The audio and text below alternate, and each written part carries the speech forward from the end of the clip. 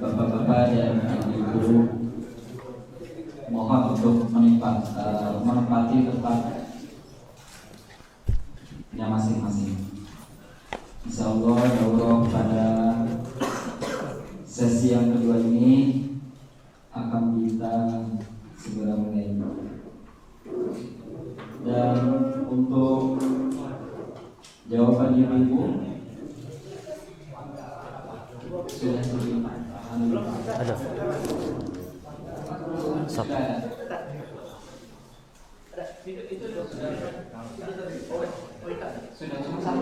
Ada lagi yang lain mungkin? Masih ada?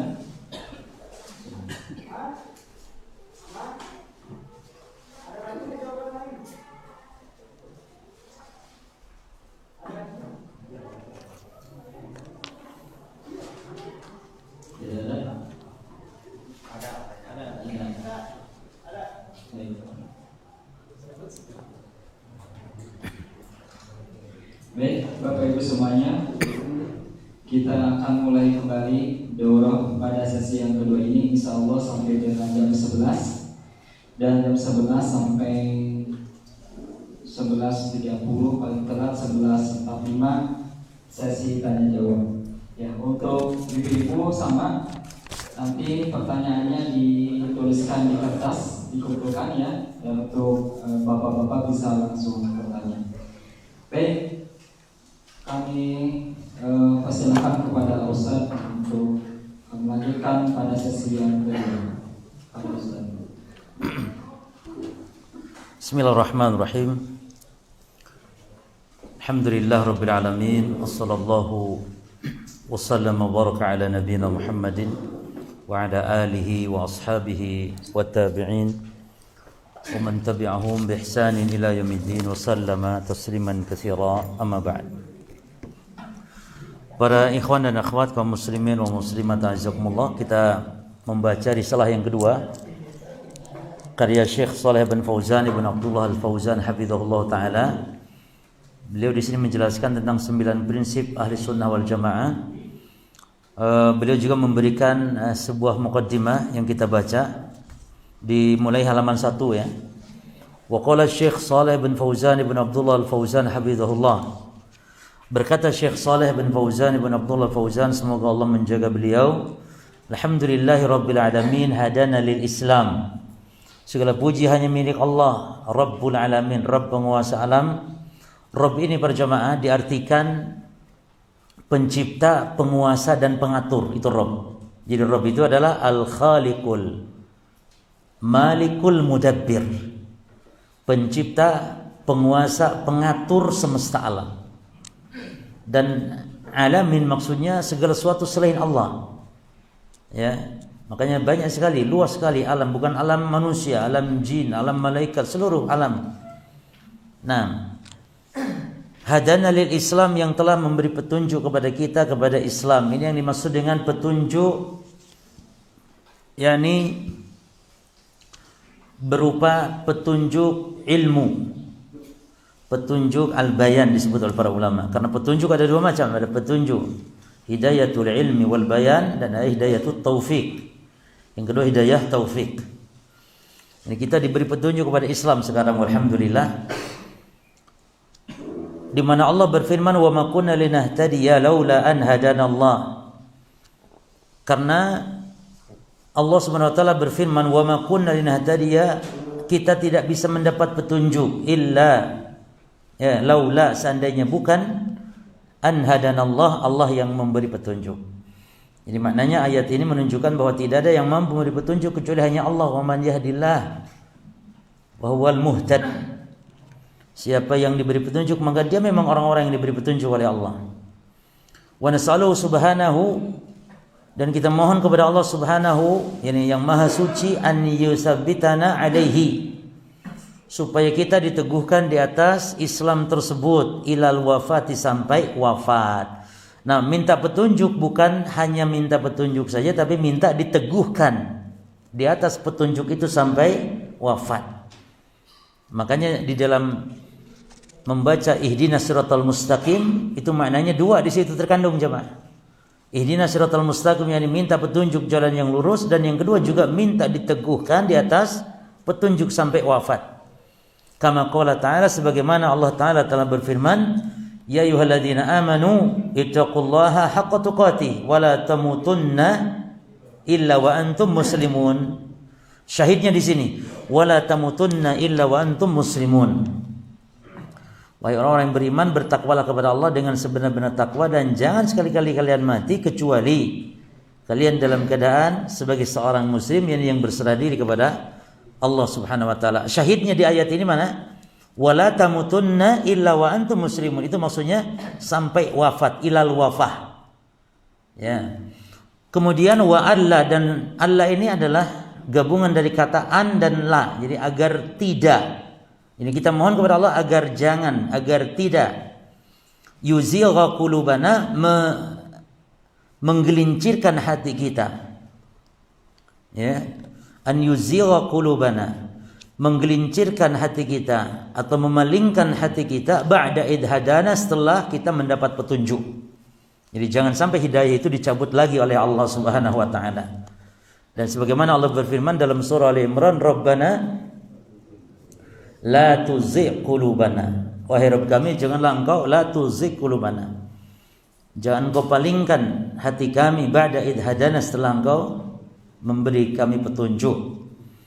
Kemudian Syekh mengatakan wa sallallahu wasallam ala nabiyina, dan salawat serta salam semoga tercurah limpahkan kepada nabiyina wa qudwatina wa habibina, kepada nabi kita, teladan kita, kekasih kita, Muhammadin Rasulillah, Muhammad Rasulullah, alladzi ba'atsahu rahmatan lil alamin, yang Nabi Muhammad diutus menjadi rahmat bagi segenap alam. Nabi Muhammad menjadi rahmat bagi orang beriman pasti dengan memberinya petunjuk. Yang kedua, Nabi Muhammad menjadi rahmat bagi orang kafir. Bagaimana bentuk rahmat Nabi kepada orang kafir? Para jamaah sekalian, di antara rahmat Nabi kepada orang kafir adalah Nabi Muhammad SAW menjadi sebab ditahannya azab oleh Allah terhadap orang kafir. Sementara nabi-nabi dahulu, kalau Allah menurunkan azab itu, Allah turunkan azab di depan nabi-nabi mereka. Tapi Nabi Muhammad diselamatkan oleh Allah, umatnya walaupun kafir, dari turunnya azab. Ya, turunnya azab. Bahkan Abu Jahal saja yang sampai menantang Allah dengan mengatakan, Allahumma in kana huwal haq min indik fa'anzil alaina hijaratan minas sama. Sampai gitu Abu Jahal. Ya Allah, kalau Muhammad benar itu Rasul datang darimu, ya Allah, maka turunkan hujan batu kepada kami kalau benar. Ayo buktikan. Allah dengan sebab melalui Nabi menurunkan rahmatnya kepada umat ini, bahwa Nabi menjadi rahmat bagi manusia termasuk orang kafir sekalipun.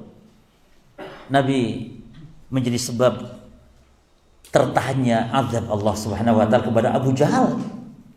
Apa kata Allah Subhanahu wa taala? Wa ma kana Allah mu'adzibahum wa anta fihim.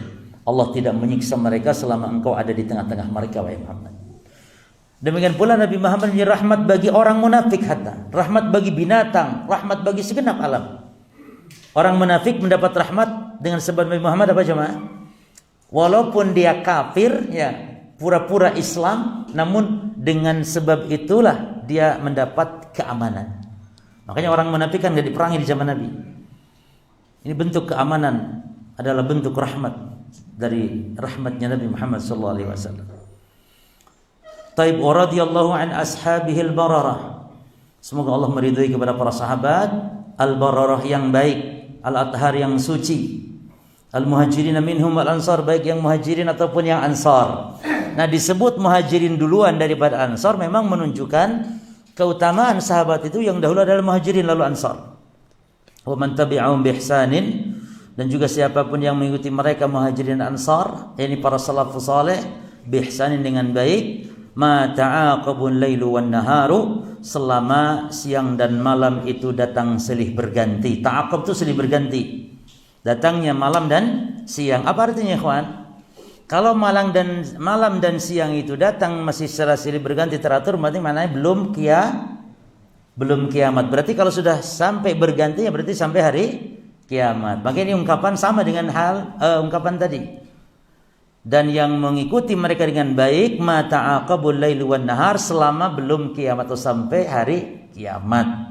Wa ba'du, fahadihi kalimatun mukhtasara fi bayan aqidati ahli sunnah wal jamaah. Inilah kalimat ringkas, inilah tulisan singkat boleh, tentang penjelasan akidah ahli sunnah wal jamaah da'ila kitabatiha, yang menjadi sebab untuk menulis kitab ini, ma ta'ishuhul ummah islamiyah, ma ta'ishuhul ummatul islamiyah, yang menjadi sebab menulis apa? Ma ta'ishuhul ummatul islamiyah, apa yang dialami oleh umat Islam al-yaum, pada saat sekarang, min tafaruqin, berupa perpecahan, wa ikhtilafin, perselisihan, yatamassalan fi kasratil firaq al-mu'asirah, yang dilakukan oleh kebanyakan firqah-firqah, golongan-golongan yang ada di masa sekarang, wal jamaat, dan golongan-golongan atau jamaah-jamaah al-mukhtalifah yang beraneka ragam. Berarti tujuan kitab ini agar umat ini bersatu di atas akidah yang hak, akidah yang benar. Itu maksudnya. Kullun yad'u ila nihlati wa yuzakki jama'atahu, di mana semuanya golongan-golongan tadi yad'u, menyeru, berdakwah, menyeru, yakni ila nihlati, kepada nihlahnya, kepada firqahnya, kepada golongannya, wa yuzaki, dan menganggap baik jama'atahu, jamaahnya tersebut, golongannya tersebut. Jadi hanya jamaah saya yang terbaik. Kata jamaah B, saya yang terbaik. Jamaah C, lu saya yang terbaik. Gitu. Kabeh ngaku-ngaku pada jamaah nupang hade-hade nah. Hatta asbahal muslimul jahil, sehingga muslim yang tidak ngerti, yang jahil, menjadi apa ikhwan? Menjadi fi hairah. Hairah itu bingung. Menjadi bingung min amri, dalam urusan ini. Man yattabi, sanu kudu dituturkeun. Da kabeh ngaku alus. Jamaah A alus, B alus, atuh kumaha atuh, sahanu kudu dituturkeun. Wa biman yaqtadi, jeung kudu kasaha meneladani ya. Da semua menganggap baik. Bukan hanya muslim, wa asbahal kafiru, oge orang kafir menjadi juga bingung. Ya, wa asbahal kafiru alladhi yuridu an yuslima la yadri ma huwa al-islamu sahih. Jalma kafir ge anu rek asup Islam, kalaka beugi oge bingung, teu nyaho deui ma huwa al-islam as-sahih. Nu kumaha berarti Islam nu bener ya? Alladzi qara'a wa sami'a anhu al-islam. Anu Islam ku eta jalma kafir, apa yang dia dengar, apa yang dia baca. Ternyata yang dia dengar, yang dia baca kan baik. Islam teh geuning, Masya Allah, Islam agama yang rahmatan lil alamin, agama yang bersatu di atas kebenaran. Bagaimana Rasul, para sahabat, yang dia dengar, dia baca begitu oleh orang-orang kafir. Tapi nyatanya nempo orang Islam, para saya berbeda-beda aliran, golongan, sehingga orang kafir kayak bingung. Ya. Al-Islamu alladhi hada ilaihi al-Quran wa sunnah. Nu dibaca dan yang dilihat oleh orang kafir tadi, Islam yang memang dipraktekan oleh Al-Quran dan Sunnah. Islam alladhi masalathu, Islam yang diwujudkan oleh hayatus sahabat kiram, yang dipraktekan oleh para sahabat yang mulia. Wantahajatuhul qurunul mufadalah, dan Islam yang ditempuh, yang di jalan generasi yang terbaik. Jadi Islam di zaman Rasul, para sahabat, para tabi'in maksudnya. Eta Islam anu baik yang dilihat oleh orang-orang kafir. Nah, menjadi bingung dia. Kadang-kadang terjadi asup Islam teh gara-gara kaum muslimin berpecah belah dalam ajaran, dalam akidah, dalam pemahaman. Ya. Maka Syekh Fauzan menulis kitab ini untuk mempersatukan. Maka beliau menulis judul kitab ini Usul Ahli Sunnati wal Jamaah. Baik. Terus anjeunna nyebatkeun usul Ahli Sunnah wal Jamaah, prinsip-prinsip Ahli Sunnah wal Jamaah. Inna Ahli Sunnati wal Jamaah yasiruna ala usulin sabidatin wadihatin wa hadiyatil i'tiqadi. Bahwa Ahli Sunnah wal Jamaah berjalan di atas usul. Apa usul tadi?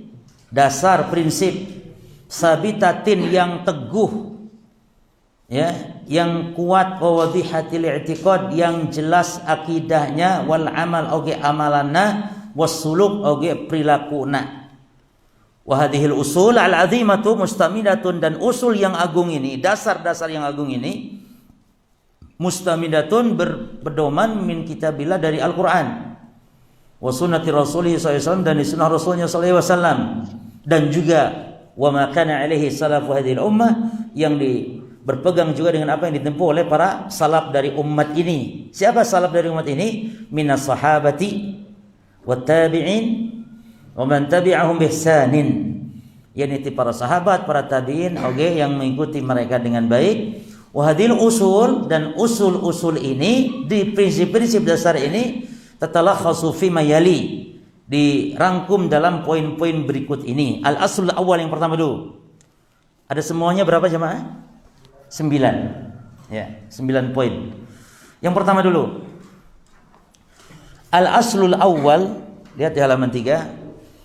Al-imanu billahi wa malaikatihi wa kutubihi wa rusul yaumil akhir wal imanu bil qadari khairihi wa syarrihi. Jadi prinsip yang pertama, beriman dengan rukun iman yang 6 jemaah. Nah, pembahasan akidah itu dibagi dua oleh para ulama. Yang pertama pembahasan tentang rukun iman yang 6, dan yang kedua adalah pembahasan tentang masalah-masalah agama yang sudah disepakati namun diselisih oleh ahli bid'ah, sehingga dimasukkan hatta walaupun masalah fikih. Makanya tentang hukum rajam itu masalah fikih sebenarnya. Hukum rajam itu ya, masalah fikih, tapi dimasukkan. Kenapa? Karena diingkari padahal masalah yang sudah pasti.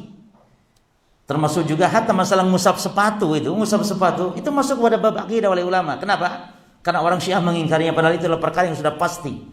Ijma sepakat tentang pensyariatan ngusap sepatu. Nyata bagi jelma sudah punya wudu, terus wudu lagi itu ya, mungkin karena batal, selain junub batal, mungkin buang air, itu wudu lagi itu. Kalau tadinya punya wudu, boleh wudu itu nggak usah buka sepatu, cukup diusap sepatunya. Ini syariat yang sudah pasti ini, namun orang Syiah mengingkarinya, sehingga oleh ulama dimasukkan ke dalam bab akidah. Baik, lalu beliau mengatakan al-imanu billahi, la hiji-hijinya iman kepada Allah, nanti iman kepada malaikat, terus sampai ke iman kepada qada dan qadar. Al-imanu billahi wal iqraru bi rububiyyati wal uluhiyati wal uluhiyah. Ini salah ini. Ini sebenarnya tidak pakai al ya.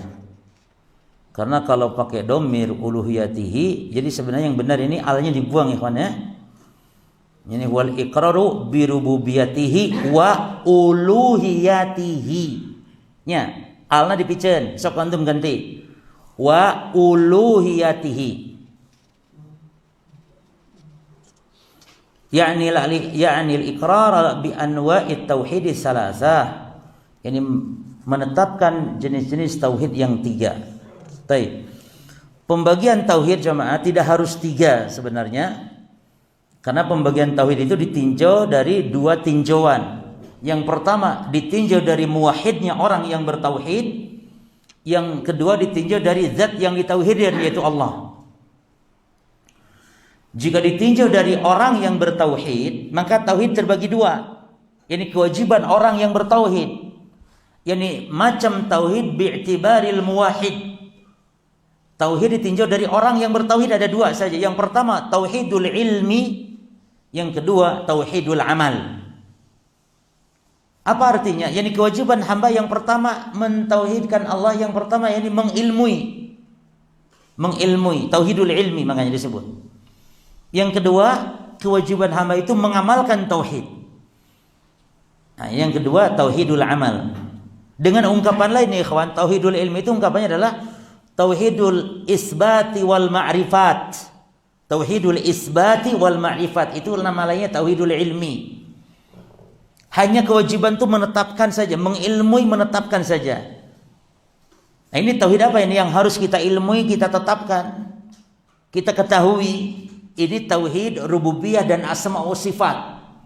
Rububiyah Allah dan asma wa sifat Allah Subhanahu wa taala. Adapun yang kedua tauhid amal, atau nama lain tauhidu at-talab atau tauhidul qasd. Tauhid tujuan, tauhid tuntutan, tauhid amal. Hamba yang dituntut untuk beramal dengan tauhid ini, yaitu tauhid ibadah namanya, atau tauhid tauhidul uluhiyah. Jelas ya?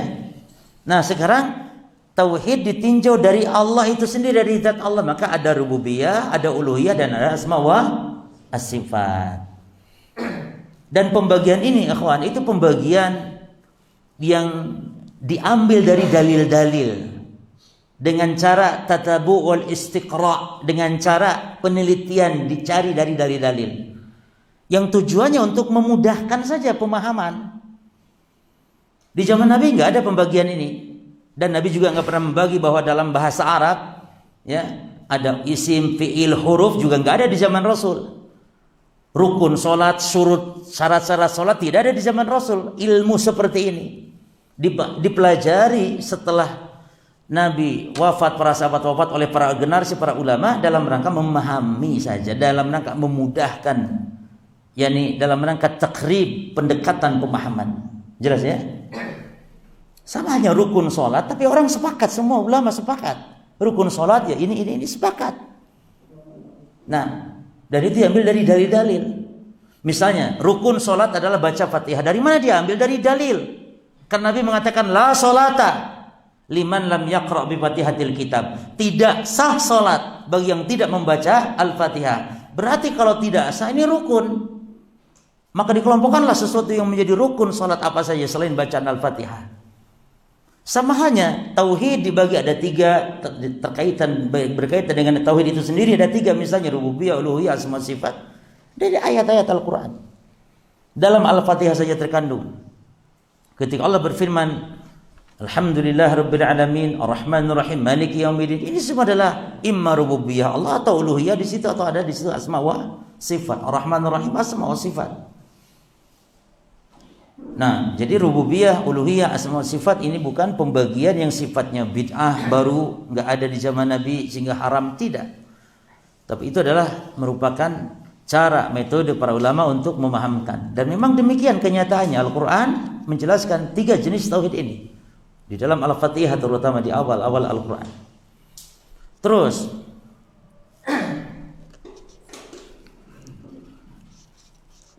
wa i'tiqadaha wal 'amala biha wa hiya tauhidur rububiyyah wa tauhidul uluhiyah wa tauhidul asma'i wa sifat, dan meyakininya dan mengamalkannya ya, yang dia adalah tauhid rububiyah, tauhid uluhiyah, tauhid asma' wa as-sifat. Berarti kesimpulannya iman kepada Allah itu adalah mengimani 1 rububiyah Allah, 2 mengimani uluhiyahnya Allah, yang ketiga mengimani asma dan sifatnya Allah. Itu iman kepada Allah. Dan para ulama menambahkan 1 poin lagi, yaitu beriman terhadap wujudnya Allah. Sehingga kata para ulama bahwa iman kepada Allah itu mencakup iman kepada 4 hal. 1, al-iman biwujudillah, iman kepada wujudnya Allah. Yang kedua, al-iman birububiyatillah ta'ala, iman kepada rububiyah Allah. Yang ketiga, al-iman biuluhiyatihi ta'ala, iman kepada uluhiyahnya Allah. Dan yang keempat, al-iman bi asma'ihi wa sifatihi jalla wa'ala, iman kepada nama dan sifatnya Allah. 4. Salah satu saja, 3 dibuang, tidak sah imannya kepada Allah. Misalnya iman kepada adanya Allah tapi tidak beriman rububiyah, bukanlah disebut orang beriman. Atau iman kepada wujud Allah, iman kepada rububiyah juga Allah, meyakini Allah yang menciptakan, menghidupkan, mematikan, menguasai alam semesta adalah Allah, namun tidak beribadah kepada selain Allah, kepada Allah, juga bukan seorang mukmin. Jadi mukmin harus 4 poin ini. Iman kepada wujudnya Allah, iman kepada rububiyahnya Allah, iman kepada uluhiyahnya Allah, dan iman kepada asma wa sifat.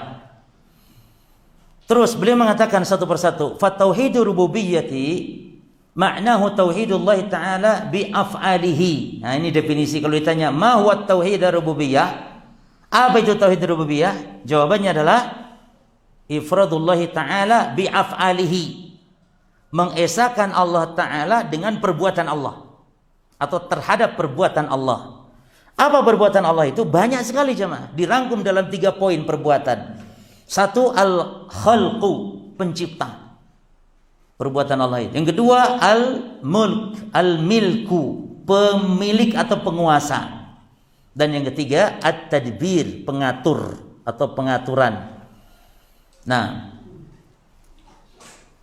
wa minal khalqi wal rizqi wal ihya'i wal imatati wa nahu rabbu kulli syai'in wa malikuhu.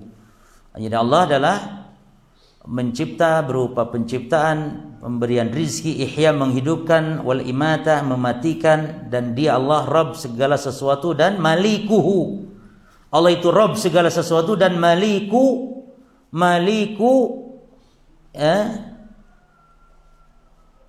kulli syai. Ya, itu. Jadi malikuhu, hu domir kembali ke kulli syai. Wa malikuhu Rabbu kulli syai wa maliku kulli syai, penguasa segala sesuatu. Kemudian wa tauhidul uluhiyah maknahu ifraduhu bi afalil ibad. Adapun tauhidul uluhiyah maknanya mengesahkan Allah dengan perbuatan kita sebagai hamba. Ini kita mengesahkan Allah dalam beribadah. Ya, allati yataqarrabuna biha ilaihi, yang kita bertaqarrub kepada Allah dengan ibadah, dengan perbuatan hamba tersebut. Nah, idza kana mimma syarahu Allah, apabila perbuatan ibadah tersebut yang disyariatkan oleh Allah. Berarti ikhwan, walaupun manusia menganggap itu ibadah, kalau tidak disyariatkan oleh Allah maka tidaklah disebut ibadah secara hakiki. Ya, tidak disebut ibadah. Ibadah itu apa yang disyariatkan oleh Allah. Maka Syekh mengatakan di sini, perhatikan kata Syekh idza kana mimma syara'ahu Allah, apabila ibadah tersebut dari apa yang disyariatkan Allah. Kad doa, seperti doa, wal khauf, ini semua jenis-jenis ibadah disebutkan di sini. Dan yang disebutkan Syekh di sini ibadah ada 4 macam ya. Ada ibadah qalbiyah, sifatnya ibadah hati. Ada ibadah qauliyah, sifatnya ibadah lisan. Ada ibadah apa ya kawan? Fi'liyah, perbuatan. Dan ada ibadah maliyah, ibadah sifatnya dengan harta. 4 jenis ibadah. Seperti al-khauf, ar-roja. Ini ibadah apa ini kawan? Takut, harap, al-mahabbah, cinta. Ini ibadah apa? Ini semua ibadah hati. Ibadah hati. Dan ibadah yang paling agung ibadah hati. Agung sekali. Ya, al-khauf, ar-roja. Makanya zikir pun ikhwan, zikir yang paling afdal itu adalah zikir hati yang diikuti lisan. Yang kedua, zikir lisan baru hati ngikuti. Itu urutan kedua. Yang ketiga, urutan zikir yang paling rendahan adalah zikir hanya lisan hatina kamana wae. Ngucap Allahu Akbar nama, ngucap subhanallah nama, tapi halus. Sanajan ngucap subhanallah bari hate kamana wae lumayan, sabab urang geus zikir bibirna. Tapi kurang mantap dan nampatan nu kahiji tah. Urang teh inget kana keagungan Allah, tuluy lisan secara refleks ngucapkeun Allahu Akbar. La ilaha illallah. Ingat kana dosa, astagfirullah, astagfirullah. Tapi aya nu pangrendahan astagfirullah terus astagfirullah. Tapi ai leungeun mah ka mana wae barangkali astagfirullah wang dahar naon kayak astagfirullah. Dahar naon mah subhanallah alhamdulillah setenan Allah dahar naon lah subhanallah alhamdulillah apa. Pan kitu nya. Lumayan eta ge. Ngantong bari ngahareuikeun maksudna. Ngan aya jalma teh ning zikir-zikirna mah maca lisanna mah basah ku zikirnya, ngan hate malaweung. Lumayan. Ada entong teu anggap teu sah lumayan. Jadi hate heula terus tuturkeun ku lisan. Aya oge nulisan heula. Ingat ieu nya zikir teh ibadah lah, zikirlah. Astagfirullah, subhanallah, alhamdulillah, la ilaha illallah, Allahu akbar. Hate masih ieu tuturkeun ku hate. Ya. Taib. Jadi nupang agungna ibadah hati jemaah. Maka ibadah hati dan numpang agungna yang tawakal ke Allah. Luar biasa. Bahkan tawakal mah modal jalma dimudahkan rizki ku Allah. Wa man yatawakkal 'ala Allah fa huwa hasbuh. Siksa jalma nu tawakal ka Allah, Allah pasti memberi kecukupan. Dunia akhirat, ya kawan, dicukupi ku Allah. Maka kata Imam Al-Qayyim, teu aya ibadah nu pahalana seperti tawakal. Allah mengatakan cukup ku Allah, dicukupkan ku Allah. Lamun jalma tawakal, man yatawakkal Allah fa huwa hasbuh. Luar biasa. Dan tawakal ini amalan apa? Tawakal ini hati, ibadah hati itu. Luar biasa, ibadah hati tawakal. Adabah ta, pepencitan, ibadah naon ieu? Harta meureun pan embe teh kudu dibeli. Ibadah harta. Wan nadar, nadar naon? Ibadah naon nadar? Tah nadar mah ibadah anu campur, naon we bisa we lamun nadarna mencit embe ya berarti nadar mun nadarna puasa, mun nadarna salat pan gitu. Jadi nadar teh hiji perkara jalma anu ngawajibkeun anu asalna teu wajib. Ya, ilzamul mukallaf ala syai' annahu laysa biwajib. Kana laysa biwajib. Jadi nadar teh nyata ilzamul mukallaf.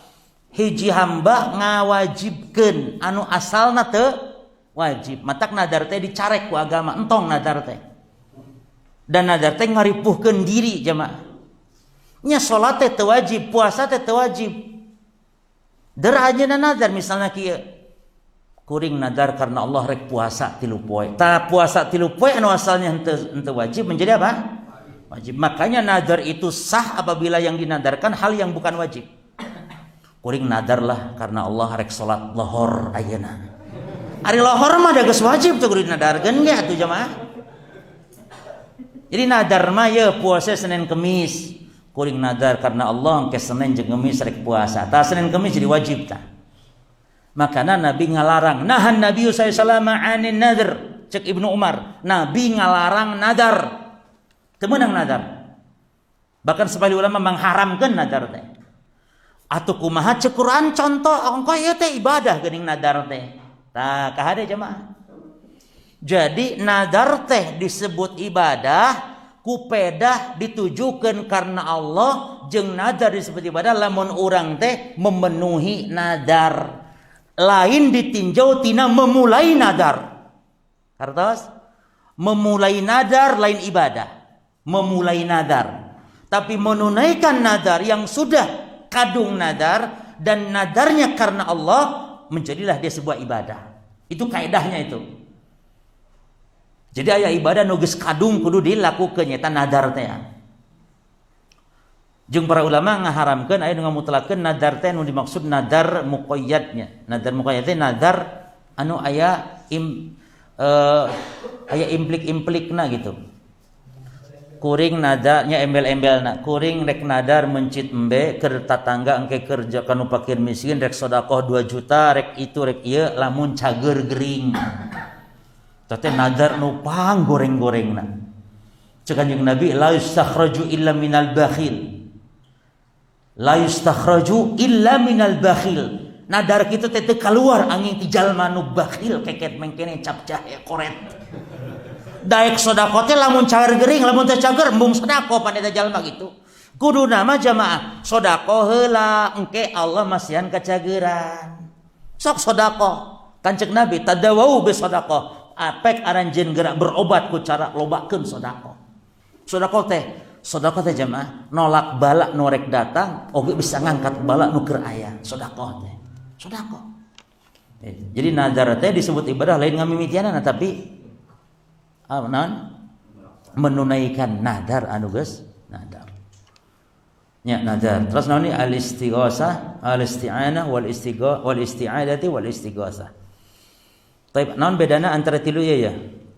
Minta tolong, minta perlindungan jeung minta bantuan. Isti'anah minta pertolongan, al-isti'adah minta perlindungan, wal istighosah minta bantuan. Naon bedana jamaah? Ari isti'anah minta pertolongan kepada Allah ini sifatna umum. Pikeun hal-hal nu rek datang ge minta pertolongan, sangkan dimudahkeun. Isti'adah mah berlindung tina keburukan. Ada istighosah mah minta bantuan ketika ada kesulitan. Jadi istighosah mah memang SOS sifatna. Darurat sifatna. Nya, sifatna istighosah mah darurat. Bantuan nanti ayeuna sabab ayeuna keur datang kesulitan eta istighosah ngaranna. Aya isti'anah mah sanajan urang can meunang kesulitan tapi urang minta tolong sangkan dimudahkeun urusan eta isti'anah. Ada isti'anah mah jelas khusus keur berlindung tina segala kejahatan hungkul. Kartos ya. Jadi isti'anah, isti'adah, istighosah. Terus naon contoh ibadah? Wassalah wassaum wa hajj. Nya. Salat, puasa, haji tadi salat ibadah anggota badan, ibadah lisan oge, ibadah hati. Salat mah luar biasa, tilu-tiluna aya. Ibadah hati khusyuk. Ibadah lisan maca Quran pan, ruku' sujud pan, zikir eta ibadah lisan. Teras ibadah anggota badan naon perbuatan rukuna, jungkal-jungkal ruku' teh badan. Jadi dina salat mah agung pisan, makana salat mah ibadah pangagungna sabada syahadatain.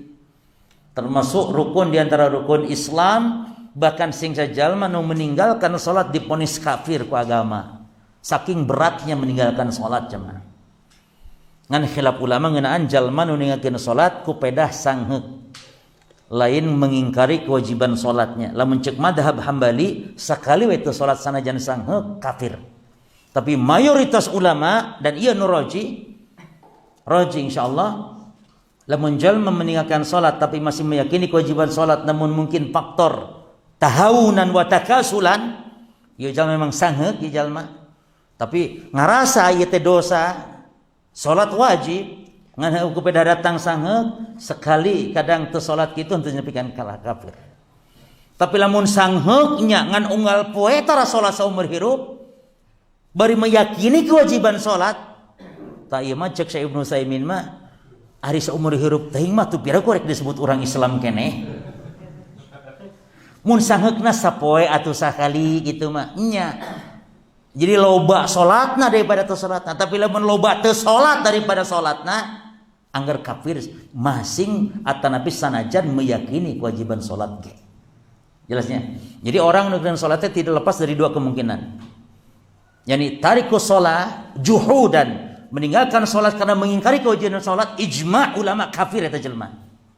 Meninggalkan salat karena sebab mengingkari kewajiban salat kafir. Anu kedua mah tarikus shalah, perhatikan, tahawunan wa takasulan, meninggalkan salat karena malas dengan meyakini wajib salat namun malas, maka ini khilaf. Menurut mazhab Hambali kafir, menurut jumhur dosa besar henteu kafir. Sebab banyak ayat yang menunjukkan bahwa orang disebut kafir itu kalau melakukan kekufuran saja, dan meninggalkan salat bukan termasuk kekufuran. Ini mazhab mayoritas ya.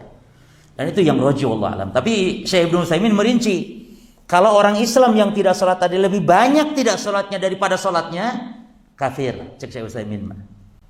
Maka Syekh Utsaimin agak lebih bijak merinci. Tapi dalam mazhab Hambali jemaah wallah, mazhab Hambali sekali itu salat kafir. Sekali itu salat kafir. Ya.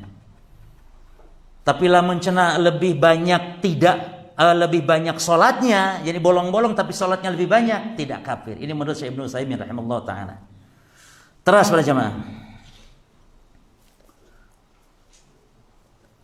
Wal infaq fi sabilillah wa kulli ma syara'ahu Allah wa amara bihi la yusyrikuna ma'allahi ghairuhu fihi. Baik. Wal infaq fi sabilillah, oke, berinfak di jalan Allah. Baik. Wa kulli ma syara'ahu Allah, dan beribadah yakni setiap apa yang disyariatkan oleh Allah, ya. Wa amara bihi, dan apa yang diperintah oleh Allah semua itu la yusyrikuna ma Allah, tidak boleh menyekutukan bersama Allah. Tidak boleh menyekutukan dalam semua jenis ibadah tersebut. La malakan, baik para malaikat. Tidak boleh menyekutukan Allah dengan para malaikat. Ini dibaca malakan. Kalau dibaca malikan artinya raja. Malikan. Kalau mulkan kerajaan. Kalau malakan malaikat. Wala nabiyan, tidak pula para nabi. Wala waliyan, tidak pula wali. Wali itu saha wali? Naon disebut wali jemaah? Wali adalah alladzina amanu wa kanu yattaqun, orang yang beriman, orang yang bertakwa, orang-orang saleh selain para nabi dan rasul. Itu istilahnya. Makanya saya di sini membedakan nabi atau wali. Sebenarnya mah anu paling takwa, paling beriman saha? Para nabi tentunya, maka penghulu para wali ya para nabi. Tapi disilakan oleh sebagian para ulama, maksudnya wali di dia teh orang-orang saleh yang beriman bertakwa selain nabi dan rasul. Kan itu dawuh Allah di Al-Qur'an. Ala inna awliya Allahu la inna awliya Allahi la khaufun alaihim wa lahum yahzanun alladzina amanu wa kanu yattaqun. Ketahuilah bahwa waliullah adalah orang yang beriman bertakwa, orang yang tidak pernah merasa takut, merasa sedih, yaitu mereka yang beriman kepada Allah dan mereka yang bertakwa kepada Allah. Maka lamun eta definisi wali, orang beriman bertakwa, maka antum semua ada harapan besar menjadi kandidat calon wali. Dan walinya bukan wali kota lagi jemaah. Lebih mulia dari wali kota, yaitu waliullah, walina Allah subhanahu wa ta'ala. Wa tauhidul asma' was sifat maknahu. Sekarang tauhid asma' was sifat maknanya. Apa arti mengesahkan Allah dalam nama dan sifat? Maknanya, Isbatu ma asbatahu Allahu li nafsihi. Menetapkan apa yang telah Allah tetapkan bagi dirinya, yakni di dalam Al-Qur'an maksudnya. Kan Al-Qur'an Allah menyebutkan tentang siapa nama-nama Allah itu disebutkan dalam Al-Qur'an. Ar-Rahman, Ar-Rahim, Al-Malik, Al-Quddus, As-Salam, Mu'minul, Muhaimin. Ini semua nama-nama Allah. Atau asbatahu, atau yang ditetapkan lahu bagi Allah oleh Rasulnya minal asma'i was sifat, berupa nama dan sifat di dalam hadis maksudnya. Makanya ikhwan, ada nama Allah yang enggak ada di Quran tapi ada ditetapkan dalam hadis. Contohnya nama Ar-Rabb. Ar-Rabb itu nama Allah yang disebutkan hanya dalam hadis. Di Quran enggak ada. So, dibongkar bikin kacacing buluan di Quran malah ya kata Ar-Rabb, nama Allah di Quran enggak ada, hanya di dalam hadis. Aya ge di Quran mah Rabbul Alamin, aya ari Ar-Rabbu mah pakai alif lam, Ar-Rabbu hanya ada dalam hadis. Di mana Nabi SAW mengatakan aqrabu ma yakunul abdu min rabb, gitu ya. Sedekat Allah dengan Ar-Rabb, sedekat hamba dengan Ar-Rabb, Ar-Rabb yang dengan Allah, maka di dalam sujud perbanyak doa kata Nabi. Atau contoh lain dalam hadis yang lain Nabi mengatakan as-siwak matharatun lil fam wa mardatun lirrabb. Siwak teh ngabersihkeun mulut, oge dicintai oleh Allah. Ar-Rabb disebutkan dalam hadis. Maka ada nama Allah yang disebut di hadis, tidak disebut di Quran. Ada yang di Quran, di hadis sama disebutkan. Baik. Kemudian menetapkan apa yang Allah tetapkan, menetapkan apa yang Nabi tetapkan berupa nama dan sifat Allah, juga wa tanzihullah, mensucikan Allah, mensucikan Allah amma, atas apa yang nazzah anhu nafsahu, Allah sucikan atas dirinya, au nazahu anhu rasuluhu, atau yang disucikan dari Allah oleh Rasulnya Muhammad. Disucikan dari apa? Minal uyub wan naqais, dari sifat-sifat tercela, sifat-sifat kekurangan. Berarti sifat Allah ada dua jemaah ya, sifat subutiyah dan sifat salbiyah. Sifat yang ditetapkan ini sifat-sifat yang baik, dan sifat salbiyah atau sifat manfiyah atau sifat salbiyah, sifat yang dinafikan bagi Allah itu sifat-sifat yang jelek, sifat-sifat yang tidak menunjukkan kesempurnaan, seperti sifat dolim, sifat mati, sifat bodoh, sifat ngantuk, sifat tidur, jelek kalau bagi Allah. Makanya terkadang ada sifat yang bagi Allah sifat kekurangan, tapi bagi makhluk sifat kesempurnaan. Itu contoh apa? Makan. Bagi makhluk makan itu kesempurnaan. Karena kan makhluk tidak makan, kalau makhluk nggak mau makan, ciri-ciri itu makhluk teh teu normal, teu sempurna, gering berarti. Tibalik lamun Allah, justru kesempurnaan Allah itu tidak makan, Allah tidak tidur, Allah tidak ngantuk, karena sebab kesempurnaannya kepengurusan Allah terhadap makhluk. Jadi ikhwan, ketika kita menafikan sifat-sifat jelek bagi Allah, itu wajib menetapkan lawannya sifat kesempurnaan. Kalau kita katakan Allah la ta'khudhuhu sinatun wala naum, Allah teh teu ngantuk teu tidur, teu kaeunteupan ku sare Allah mah, teu kaeunteupan ku ngantuk, ku tunduh Allah mah henteu. Ulah nepikeun ka kadinya, tapi wajib tetepkeun lawanna. Ku sabab naon Allah teu kaeunteupan ku ngantuk ku tidur, sabab Allah mah sampurna dina qayyumiyahna Allah. Ya. La ta'khudhu sinatun wala naum, Allah mah teu kaeunteupan ku tidur jeung ku ngantuk jeung ku tidur, sabab Allah mah sampurna sifat naonna? Sifat naonna ya kawan? Qayyumiyah, qayyumiyah itu sifat ngurus makhlukna. Qayyumiyah. Contoh ayeuna, Allah henteu dolim, sabab naon? Allah henteu dolim, sifat manfi bagi Allah sifat dolim teh, sabab naon? Sabab sampurna sifat lawan dolim naon? Sabab sampurna sifat adilna Allah subhanahu wa ta'ala. Jelas ya? Jadi lamun orang napikeun sifat jelek, sifat celak, sifat goreng bagi Allah, wajib netepkeun kesampurnaan sifat lawanna. Jelas ya mah? Maka eta bentuk orang mensucikan. Terus min ghairi tamsilin wala tasbihin, min ghairi tahrifin wala ta'tilin wala ta'wilin. Kita menetapkan sifat Allah dan menafikan sifat-sifat jelek bagi Allah itu dengan menghindari ini dia. Tanpa satu min ghairi dengan tanpa naon? Tamsil. Nu kedua tanpa naon? Tasbih. Katilu tanpa tahrif. Kaopat tanpa ta'til. Kalimat tanpa takwil. Tete hal-hal anu kudu dijauhi. Temenang ulang melakukan 4-5 hal ieu. Tasbih, tamsil. Ya. Cek para ulama, para jemaah, ungkapan yang lebih pas dalam masalah penetapan sifat Allah, apa yang harus kita jauhi adalah 4 ya. Yang pertama tahrif, yang kedua ta'til. Yang pertama tahrif, yang kedua ta'til, yang ketiga takyif, yang keempat tamsil. Perhatikan benten aja. Tahrif teh menyelewengkeun. Tahrif. Dan tahrif itu ada 2 jemaah. Yang pertama tahrif pada lafaz, yang kedua tahrif pada makna. Tahrif pada lafaz, yang kedua tahrif pada makna. Tahrif pada lafaznya eta lafaz dan dirobah. Langsung dirobah lafazna. Seperti misalnya lafaz wa kalamallahu Musa taklimah dirobah menjadi wa kalamallaha. Harokatna anu tadinya sebagai subjek hu, Allahu, dirobah Allaha menjadi objek. Sehingga kalau di awal kalau subjek yang ngajak bicara Allah kepada Nabi Musa. Cuman karena dia mengingkari sifat kalamnya Allah, orang-orang Jahmiyah, orang-orang Mu'tazilah, karena mereka ingkari, sehingga dia merubahnya. Wa kalamallahu yang asalnya Allah bicara menjadi wa kalamallaha. Allah yang diajak bicara oleh Musa. Jadi yang ngomong bukan Allah tapi Musa. Itu tahrif apa namanya? Lafzi. Yang kedua tahrif maknawi. Kalau tahrif maknawi yang dirubah itu maknanya. Lafadznya tetap. Allah misalnya yadullah fawqa aydihim. Bal yadullahi mabsutatan, tangan, kedua tangan Allah terbentang. Lafadz tangan ada, ditetapkan lafadz tangan. Namun ditahrif maknanya. Bukan tangan di situ, tapi apa? Kekuasaan atau nikmat atau kekuatan atau terserah wis. Mereka mentakwil pokoknya, mentahrif. Nah, itu maknawi namanya. Tahrif makna. Anu kedua mah ta'til.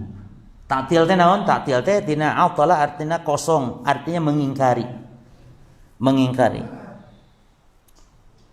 Dan setiap orang yang mentahrif hakikatnya dia menta'til, mengingkari. Tapi tidak setiap yang mengingkari harus mentahrif, tidak. Maka karena itu nanti kaum Mu'tazilah, kaum Jahmiyah itu menta'til sifat Allah, mengingkari total sifat Allah. Adapun yang mentahrif adalah kaum Asy'ariyah, mentahrif namanya. Yang mengatakan Allah itu punya tangan, namun tangan yang dimaksud bukan hakiki, tapi tangan yang dimaksud adalah kekuatan. Siapa yang mengatakan itu? Asy'ariyah, Maturidiyah, Kulabiyah contohnya. Adapun Jahmiyah dan Mu'tazilah dia tidak memaknai kepada mana lain. Pokoknya Allah terbuka tangan guys, titik. Cek Jahmiyah teh. Ada cek Asy'ari mah Allah punya tangan, punya tangan. Punya tangan cek Asy'ari mah. Ngan maksud tangan lain hakiki. Naon atuh? Kekuatan. Nah, ambung nyebutkan tangan hakiki. Lamun hakiki pan berarti jiga orang. Lamun Allah punya tangan hakiki berarti jiga orang. Cek ahlu tahrif teh. Jadi tujuanna mah kumaha? Bagus tuh tujuanna, niatna sae niatna. Maka niat baik saja henteu cukup. Da anu mengingkari termasuk Jahmiyah ge eta teh tujuanna mah ingin mensucikan Allah. Berarti jamaah, lamun menetapkan sifat Allah sakumaha Allah tetapkeun dina Quran, konsekuensi cik kumaha macam menyerupakan dengan makhluk, berarti ente mah geus menyerupakeun Allah dengan makhluk memang pada asalna ge. Di pikiranna teh memang geus sarua we Allah jeung makhluk teh. Padahal kan kita ahli sunnah mengatakan Allah punya tangan, makhluk punya tangan, namun beda sifat, beda hakikatnya. Karena Allah berfirman laisa kamitslihi syai' wa huwas samiul basir. Kan gitu orang boga kaidah. Jadi akidah Ahlussunnah mah akidah panggampangna, praktis, henteu jeli, henteu ribet, teu kudu muter-muter otak, cukup karena dalil pasrah geus we. Allah punya tangan, punya geus. Jika kumaha tangan Allah duka. Nah duka pancek Allah. Laisa kamitslihi syai' anu sarupa.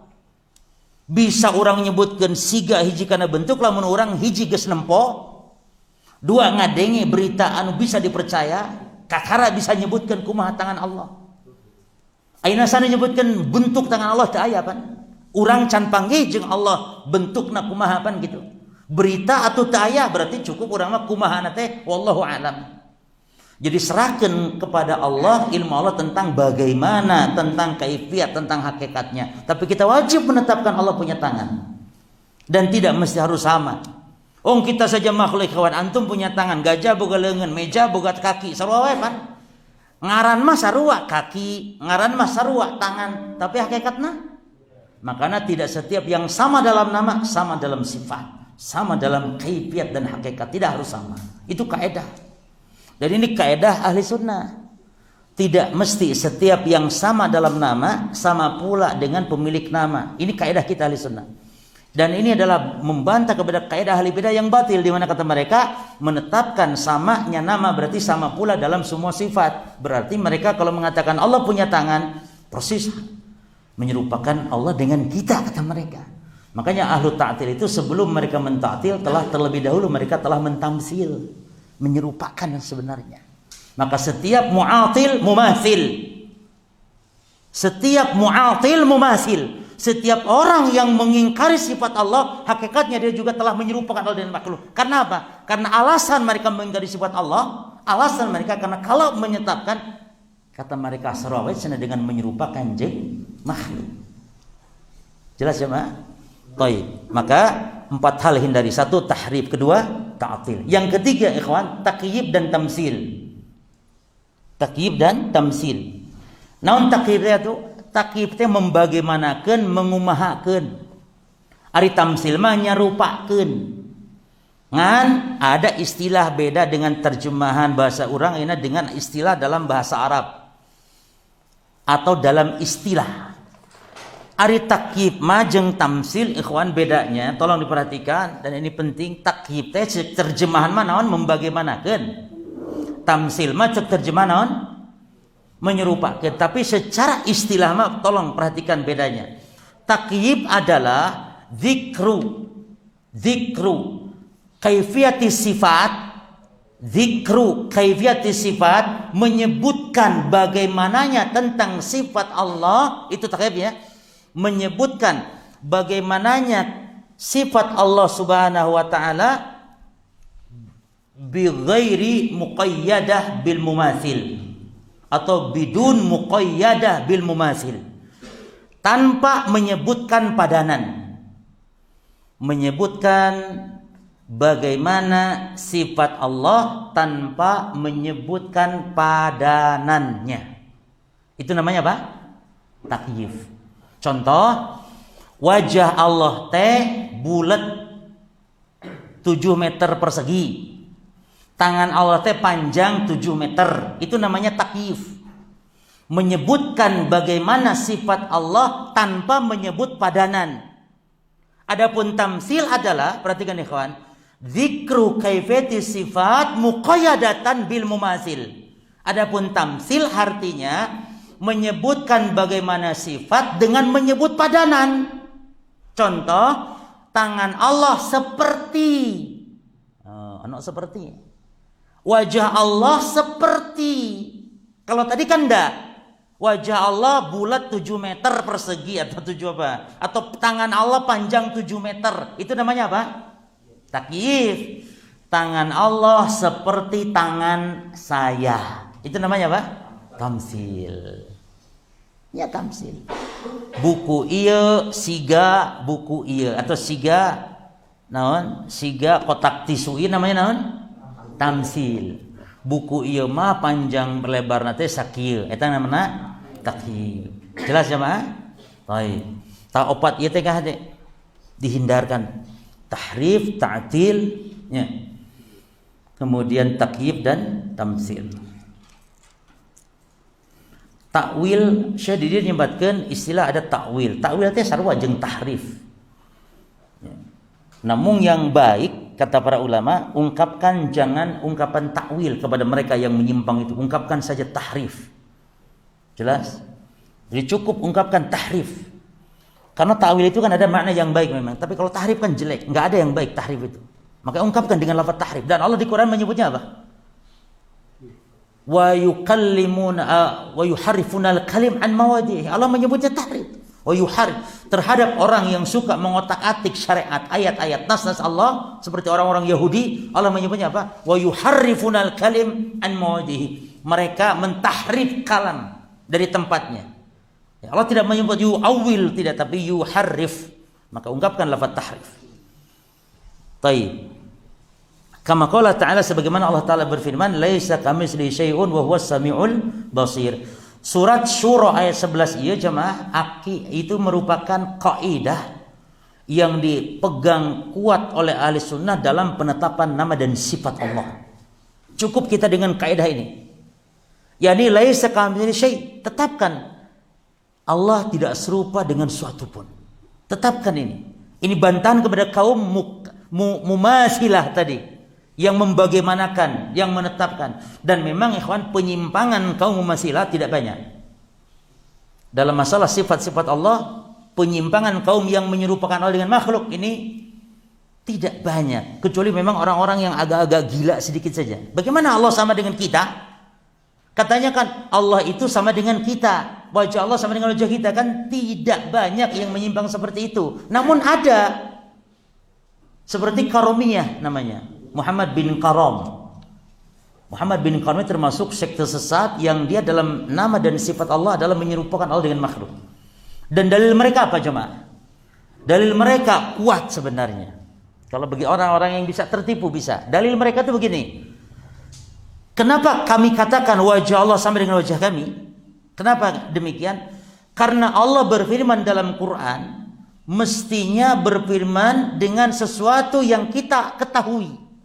Kalau Allah berbicara gunung, maka gunung yang harus kita pahami. Kalau Allah berbicara tentang pohon, maksudnya pohon yang kita lihat. Demikian pula kalau Allah ngomong Allah punya wajah, maka wajahnya harus yang kita pahami, wajah kita ini. Namun kita bantah loh, kalau urusan sifat Allah, kan tadi sudah bicara Allah tadi, apa kata Allah? Laisa. Ini dia. Kalau gunung iya. Kalau Allah bicara dalam ayat gunung, laut, ya laut gunung yang kita tahu. Bukan gunung yang lain, ya gunung itu yang dimaksud.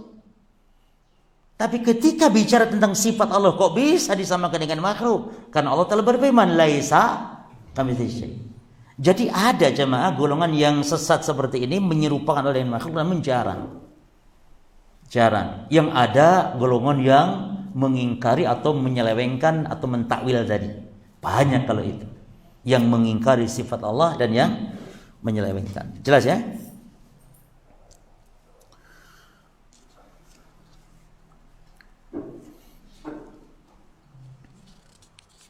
Wa kama qala ta'ala, dan juga sebagaimana Allah Ta'ala berfirman, walillahil asmaul husna fad'uhu biha, dan hanya milik Allah.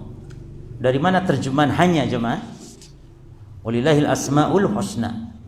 Dari mana terjemahan hanya? Ada yang tahu? Kalau tidak diterjemahkan hanya itu salah. Harus diterjemahkan dan hanya.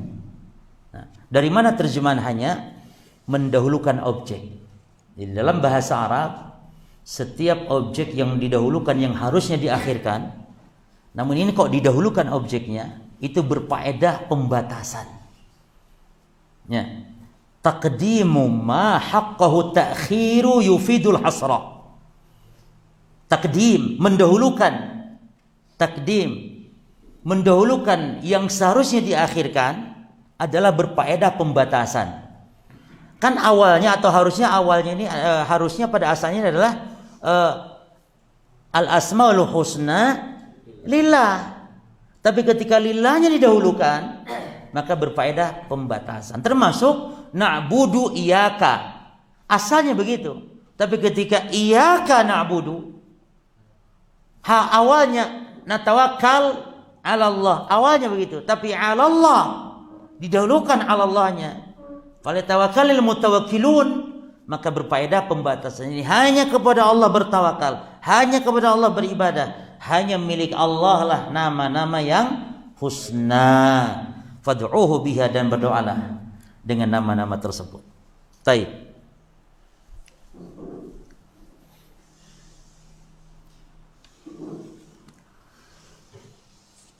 Kemudian para jamaah sekalian, Syekh menjelaskan iman kepada malaikat, namun kita simpulkan dulu.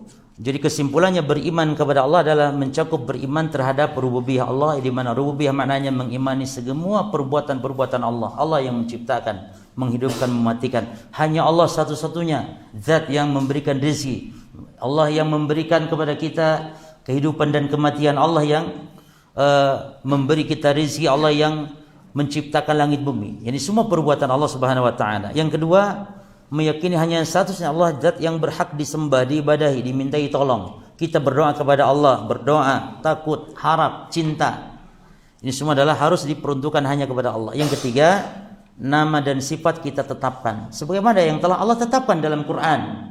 Walaupun enggak masuk akal kita, cuma enggak masuk akal. Dalam hadis itu ada sifat Allah disebutkan, di antara sifat Allah adalah Allah itu tertawa.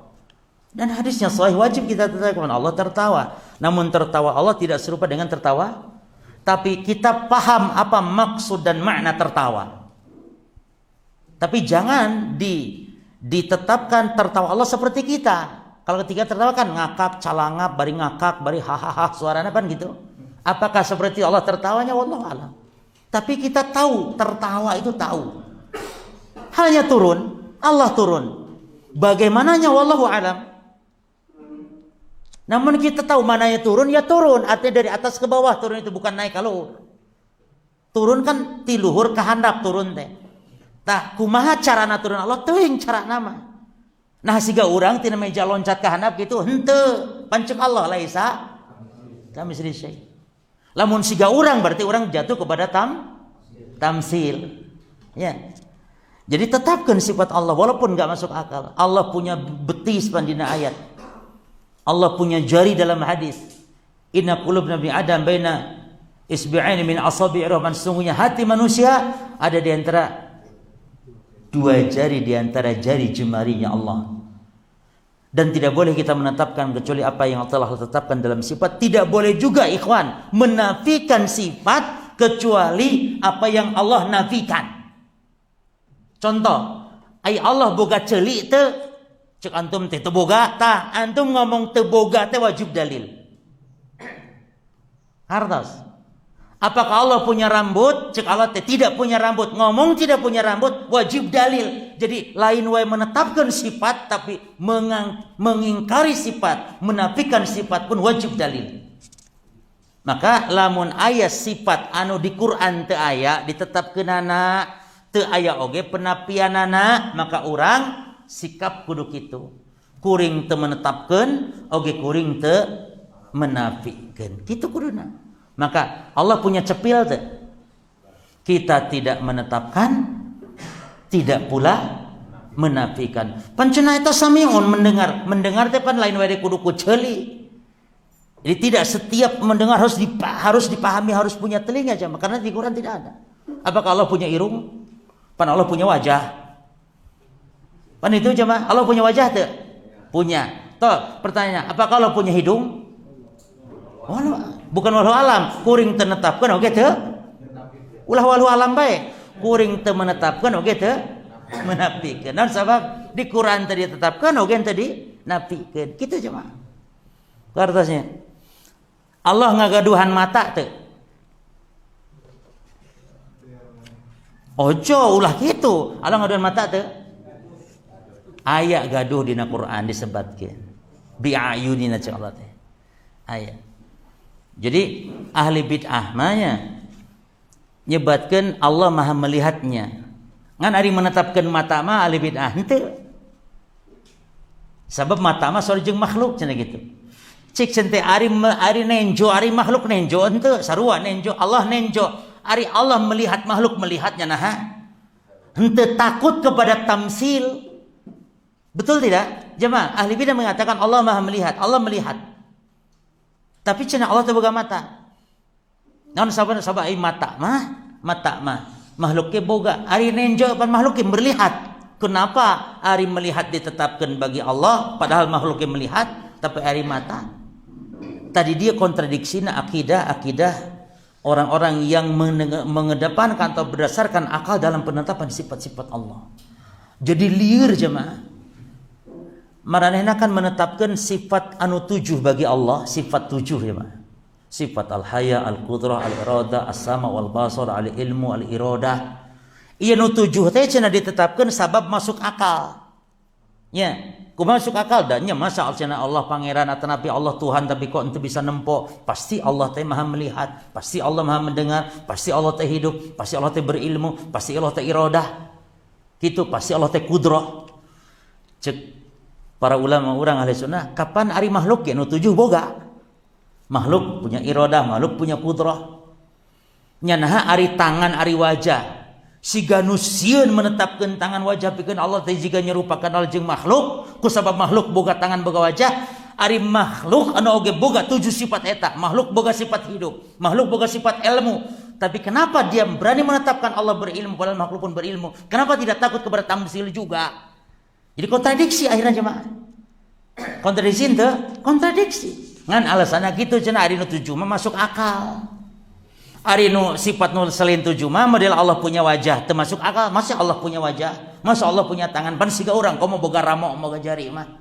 Nah, jadi yang didahulukan bukan nas, bukan wahyu tapi apa?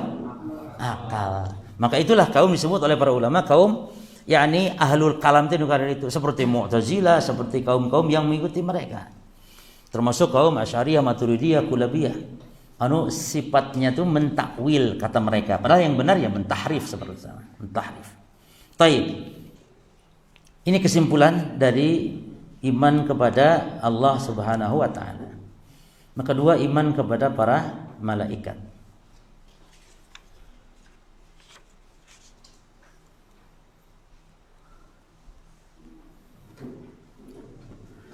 Dina ngabahas kita para jamaahnya, terkadang upami urang target hoyong hatam kitab tapi paedah kirang nya dihatamkeun tiasa urang diaos paedah singkat oge tiasa ngalap berkah gitunya oge tiasa urang mengkaji secara mendalam disyarahkeun ti syarah-syarah para ulama mung nyaeta bebeunangan paling 2 lembar 3 lembar ina ngaji geus sabaraha jam urang kakar sabaraha lembar ieu nya kumaha dilanjut baik ya. Dilanjut baik hancanya insyaallah ke pada subuh ketika dia insyaallah hanca dinya insyaallah-nya. Baik. Terus anu kedua wal imanu bil malaikati iman ka para malaikat anu kedua maknahu at-tasdiqu bi wujudihim wa annahum khalqun min khalqillahi ta'ala.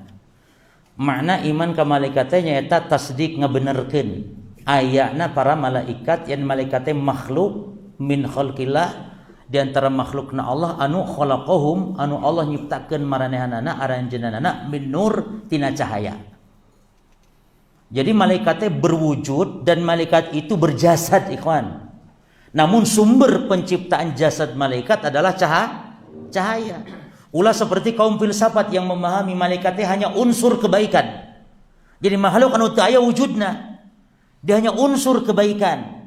Sama halnya yang namanya setan, dia unsur kejahatan gitu. Malaikat unsur kebaikan. Namun ahli sunnah wajib mengimani meyakini bahwa malaikat makhluk yang berwujud, makhluk yang berjasad. Bahkan malaikatnya punya jangjang, punya sayap. Khalaqahum li'ibadatihi wa tanfidi awamirihi. Allah nyiptakeun eta para malaikatnya li'ibadahi pikeun ibadah ka mantena. Pikeun ibadah ka Allah Subhanahu wa taala.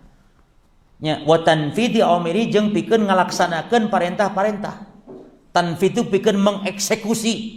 Tanfid teh awamiri kana parentah-parentah Allah fil kaun di alam semesta ieu. Nah, jadi malaikat mah alam malaikat namun hirupna mah aya nu di langit aya nu di bumi. Ditugaskeun pan ku Allah seperti malaikat anu ngajaga Bani Adam eta mah pan di bumi berarti jeung urang. Jadi para malaikat teh para jamaah protoskeun aya nu di hareupeun urang hiji, poineun urang hiji. Tayeu malaikat nu ngajaga ieu mah, ngajaga tina mara bahaya. Sok aya ning jalma nu cilaka tapi ku Allah disalametkeun, tanu nyalametkeun perantarana malaikat para jamaah. Ieu mah malaikat hafizun.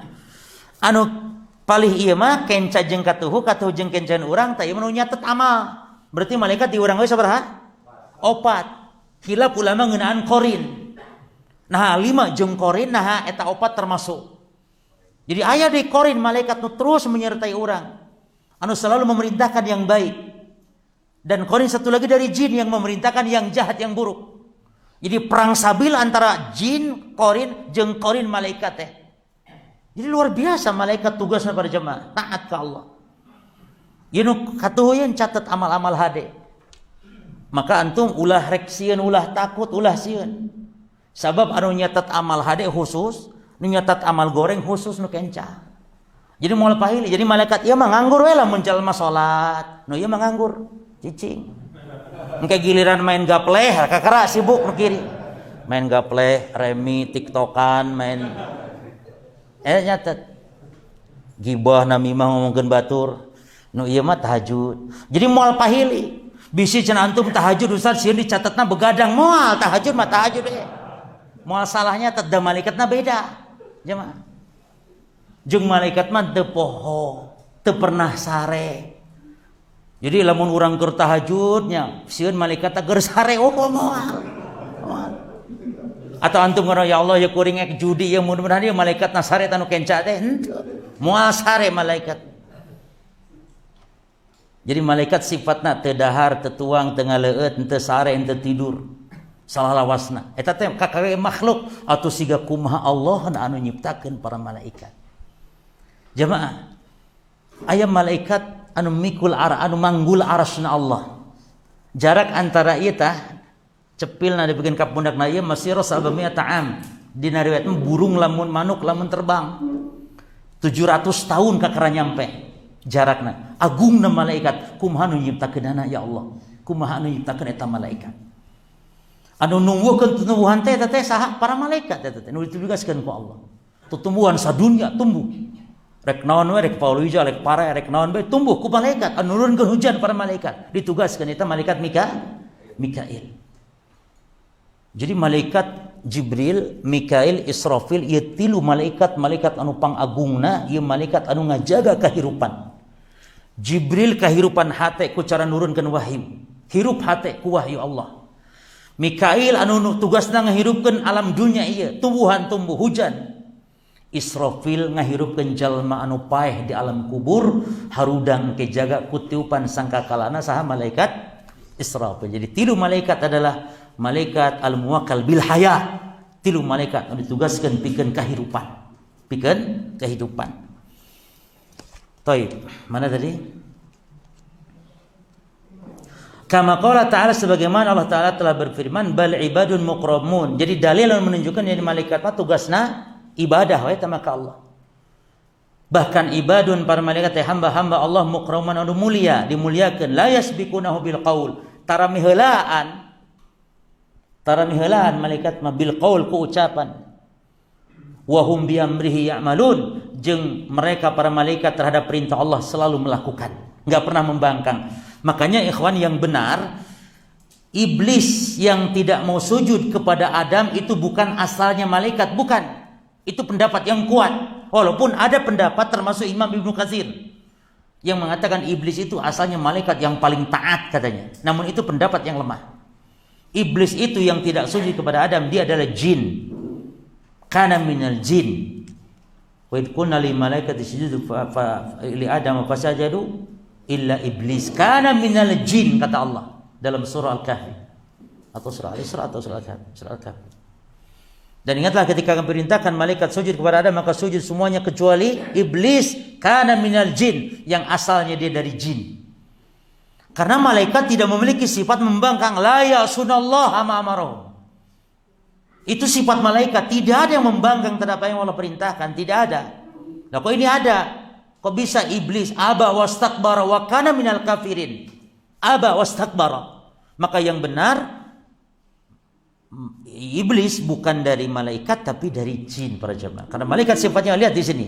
Sifat malaikat adalah wahum bi amrihi ya'malun. Wa kama qala ta'ala, dan sebagaimana Allah Ta'ala telah berfirman, ja'ilil malaikati rusulan uli ajnihatin masna wa sulasa wa ruba' yazidu fil khalqi ma yasha. Allah yang telah menciptakan malaikat rusulan sebagai utusan, sebagai rasul. Berarti rasul itu ada 2 golongan. Ada rasul dari kalangan malaikat, rasulnya Allah juga itu. Dan ada rasul dari kalangan para manusia, itu para nabi dan rasul. Kemudian yang memiliki uli itu yang memiliki ajnihatin, sayap-sayap. Masna, mulainya 2 sayapnya. Jadi nggak ada malaikat 1 sayap. Dan tidak ada malaikat tanpa sayap. Kan ada tuh judul sinetron, malaikat tak bersayap. Bohong, nggak ada. Malaikat tuh bersayap semua. Maka istilah ya, malaikat tak bersayap. Keliru. 2 wasulasa berapa? 3 oruba 4. Ini bukan ayat poligami, ini jangan keliru. Yang poligami itu yang satu lagi di surah Nisa. Nah, fankihu ma taba lakum minan nisa'i masna wa sulasa wa ruba'. Nah, itu ayat itu. Dan khilaf ulama ayat itu, apakah hukum asal kawin itu poligami atau kawin itu justru tidak poligami? Hukum asal. Perintah kawin itu di situ hukum asalnya apa jemaah? Poligami atau tidak poligami hukum asalnya? Ada khilaf ulama. Sebagian mengatakan hukum asal kawin poligami karena Allah perintahkan fankihu ma taba lakum minan nisa'i masna wa sulasa wa ruba'. Nikahi yang kau suka 2, 3, 4. Katanya bukan poligami karena Allah berfirman fa in khiftum ala ta'dilu kam fawahidatan aw ma malakat aymanukum. Tapi lamun sieun lain sieun ku istri, sieun teu bisa adil. Ade. Lain sieun ku pamajikan teu kawin teh, sieun teu bisa adil. Maka cek Allah montong poligami. Entong. Lamun sieun teu bisa adil. Kumaha tuh? Fawahidatan pek hiji. Berarti hukum asal di dieu teh kawin teh hiji. Lamun sanggup pek poligami. Hukum asal sabaraha? Hiji. Tapi lamun sanggup bisa berbuat adil pek poligami. Maka jamaah poligami teh lain sunnah-sunnah wae bisa haram poligami teh jamaah, hati-hati. Tabu sok dibela lah ku kuring bu. Ya. Hukum poligami teh bisa haram. Ya. Bisa oge wajib, tak bisa wajib poligami. Ya. Ningali kondisi berarti jemaah. Baik, kembali ke ayat tentang malaikat. Yazidu fil khalqi ma yasha. Jeung Allah bisa menambah yakni jumlah sayap dan semisalnya ya di dalam penciptaan ma yasha bagi siapa yang Allah kehendaki. Begitu saudara? Itu 11 berapa ini? Atasnya. Tapi khairlah jemaah ya, kita mungkin sedapatnya kita baca hanya sampai sini. Wa kama qala ta'ala ja'ilil malaikati rusulan. Taib sampai sini insyaallah, sampai pembahasan iman kepada malaikat ya. Mungkin satu hal sebagai tambahan bahwa malaikat tidak disifati dengan beberapa sifat, tidak disifati dengan beberapa sifat. Satu, malaikat tidak disifati dengan laki-laki atau perempuan. Jadi lamun ditanya naon malaikat jenis kelaminna teuing, untuk ngomong laki-laki atau ngomong perempuan. Jadi malaikat tidak disifati laki-laki, tidak disifati dengan perempuan. Yang kedua, malaikat tidak disifati dengan makan dan minum. Malaikat tidak makan, tidak minum. Baik. Yang ketiga, malaikat tidak disifati dengan tidur, lemah dan semisal, tapi dia kesempurnaannya memiliki kekuatan. Nah, baik, apakah malaikat berakal? Jemaah. Ketika Syekh Ibnu Utsaimin marah itu beliau itu dalam kitab, baca kitab Syarah Aqidah Al-Wasithiyah karya Syekh Ibnu Utsaimin rahimahullah dalam bab iman kepada malaikat. Di situ saya katanya kalau ada orang bertanya apakah malaikat berakal? Lalu saya menjawab gini. Coba kalian perhatikan dan kalian renungkan, kata Syekh. Apa mungkin makhluk yang ruku sujud kepada Allah, mengamalkan perintah-perintah Allah dan melakukan hal yang luar biasa dikatakan tidak berakal? Apa mungkin orang atau makhluk seperti itu tidak berakal? Justru yang tidak berakal adalah yang bertanya apakah malaikat berakal atau tidak. Itu yang tidak berakal katanya.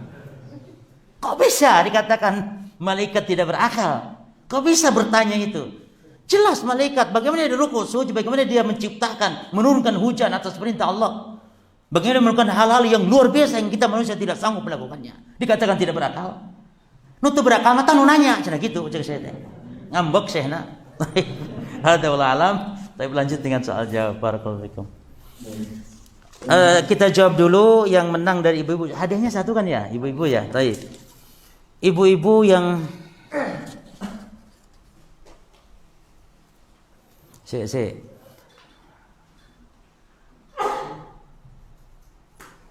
terus membatasi hukum Quran yang masih mutlak, terus mengkhususkan hukum Quran yang masih umum, terus menghapus hukum yang ada. Baik, sahat namanya ya. Ya, ibu empat ya. Ibu empat mana ya? Tok, ibu empat patona atapi teh empat patona mah enggak dipastikan. Ini kita ambil aja. Ya. 4 patona, ibu 4 patona.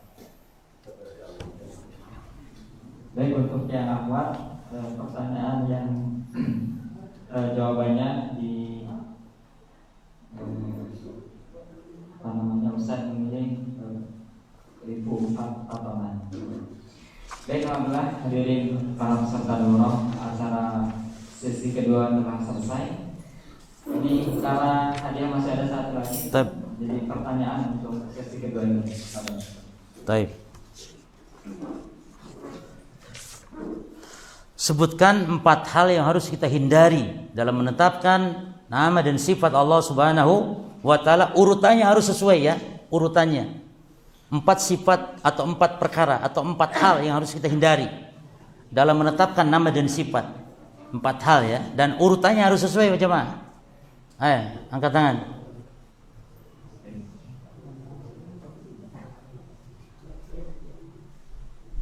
Angkat tangan. Hah? Fadhal. Mangga Pak. Malaikat tidak boleh disifati. Lala, bukan malaikat. Pertarusannya perhatikan. Fahmu soal nisful jawab cek ulama. Lamun orang tos paham soal, jadi pertarusannya tos dipahami, berarti orang teh geus boga separo jawaban teh. Tinggal nengan sabaraha? Tinggal separo deui. Jadi lamun geus paham soal teh geus masyaallah geus untung. Tinggal nengan separo deui. Nah pertarusanna pertarusanna. Dalam menetapkan nama dan sifat Allah, ya, kita wajib menjauhi 4 perkara. 4 hal harus kita hindari, jauhi, enggak boleh. 4 hal ya. Oh sok tadi karunya berusaha berjuang di atas medan perjuangan. Fadhol. Atuh kedah nyusun kahiji naon heula. Sanes tina buku nya nu kubaras tadi disebutkan, bukan dalam buku saya menjelaskan banyak, ada 5 di sini. Bukan itu. Kahiji tidak boleh tahrif. Yang kedua tidak boleh bagus, ta'til, katilu salah.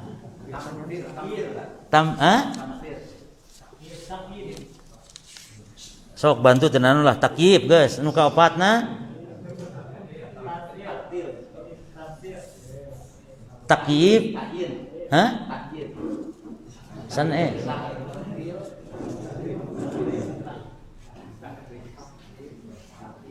sok dina asma wa sifat lah wang perdalam sok.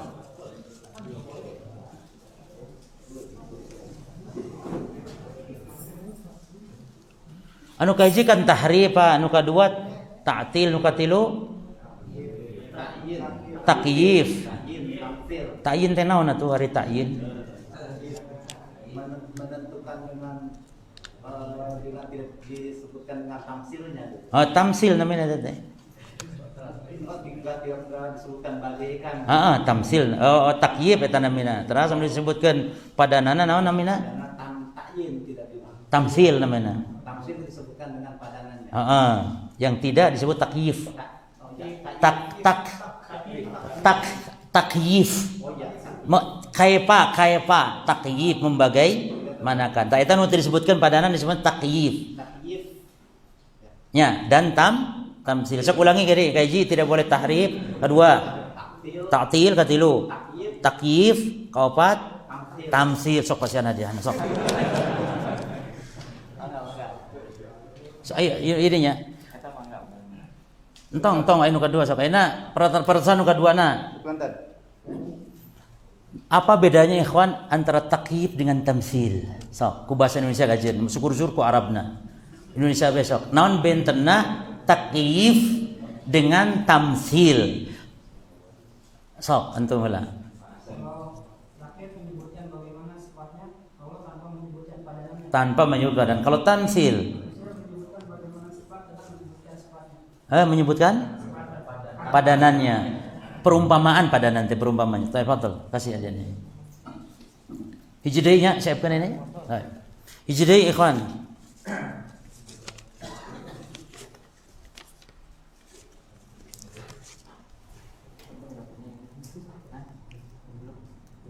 Yang belum.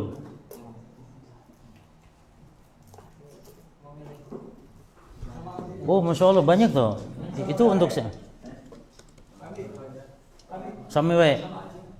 Oh.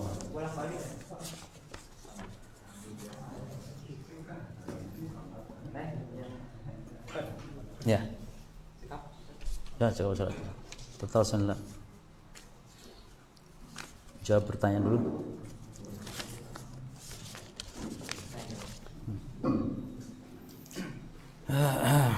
Sekarang masuk ke sesi tanya jawab. Yang pertama dari ibu. Assalamualaikum, semoga Ustaz selalu sehat. Amin. Pertanyaan tentang mahram. Ustaz, adik anak adopsi anak laki-laki. Setelah dewasa nanti agar jadi mahram kepada istri adik anak bagaimana Ustaz? Syukron. Adik anak laki-laki. Ini yang tanya kan akhwat ya. Adik anak laki-laki. Adik anak adopsi anak laki-laki. Oh, adopsi. Nah, terus.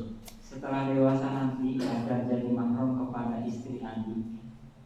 Ya, jadi mahram kepada istri berarti. Ya. Kan adik laki-laki. Ya. Anak laki-laki. Yang pertama sudah? Satu lagi. Pertanyaan kedua, bagaimana jawaban kepada anak yang selalu tanya Allah ada di mana? Tapi yang pertama dulu ikhwan, mengadopsi ini perlu dirinci ya. Kalau mengadopsi anak yang disebut dengan tabanni, itu sudah diharamkan dalam Islam, tidak boleh. Itu tabanni ala jahiliyah.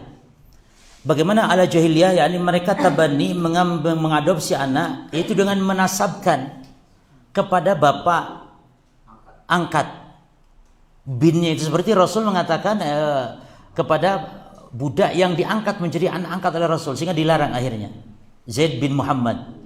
Dan juga dalam bangsa Arab ketika mengadopsi anak itu saling mewarisi, ini yang diharamkan.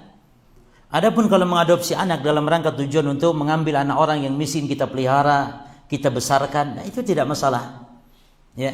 Nah cuman masalahnya kesulitan kita adalah ketika dia bukan mahram, yakni orang lain, maka ini yang menjadi repot kita. Karena hubungan di rumah berarti harus serba menjaga diri, dan ini kesulitan nantinya. Menjaga aurat antara misalnya anaknya, anak adopsi ini laki-laki, berarti dengan istri kita ini mahram, bagaimana yang supaya menjadi mahram, karena dia bukan mahram pada asalnya. Maka para jamaah, kalau mengadopsi anaknya dari sejak bayi, maka boleh disusui oleh anak kita atau oleh saudari-saudari istri kita agar menjadi mahram dengan, karena setiap bayi yang menyusui menjadi mahram kepada siapa? Seluruh nasab atau seluruh kerabat ibu susunya. Sehingga menjadi mahram dengan istri kita sang anak dari sejak bayi. Adapun kalau membuat mahram ketika orang itu sudah dewasa, maka ini tidak diperbolehkan. Kecuali kalau satu kasus dengan Salim Maula Hudzaifah. Nah, jadi di zaman sahabat, di zaman Rasul itu ada yang namanya sahabat Hudzaifah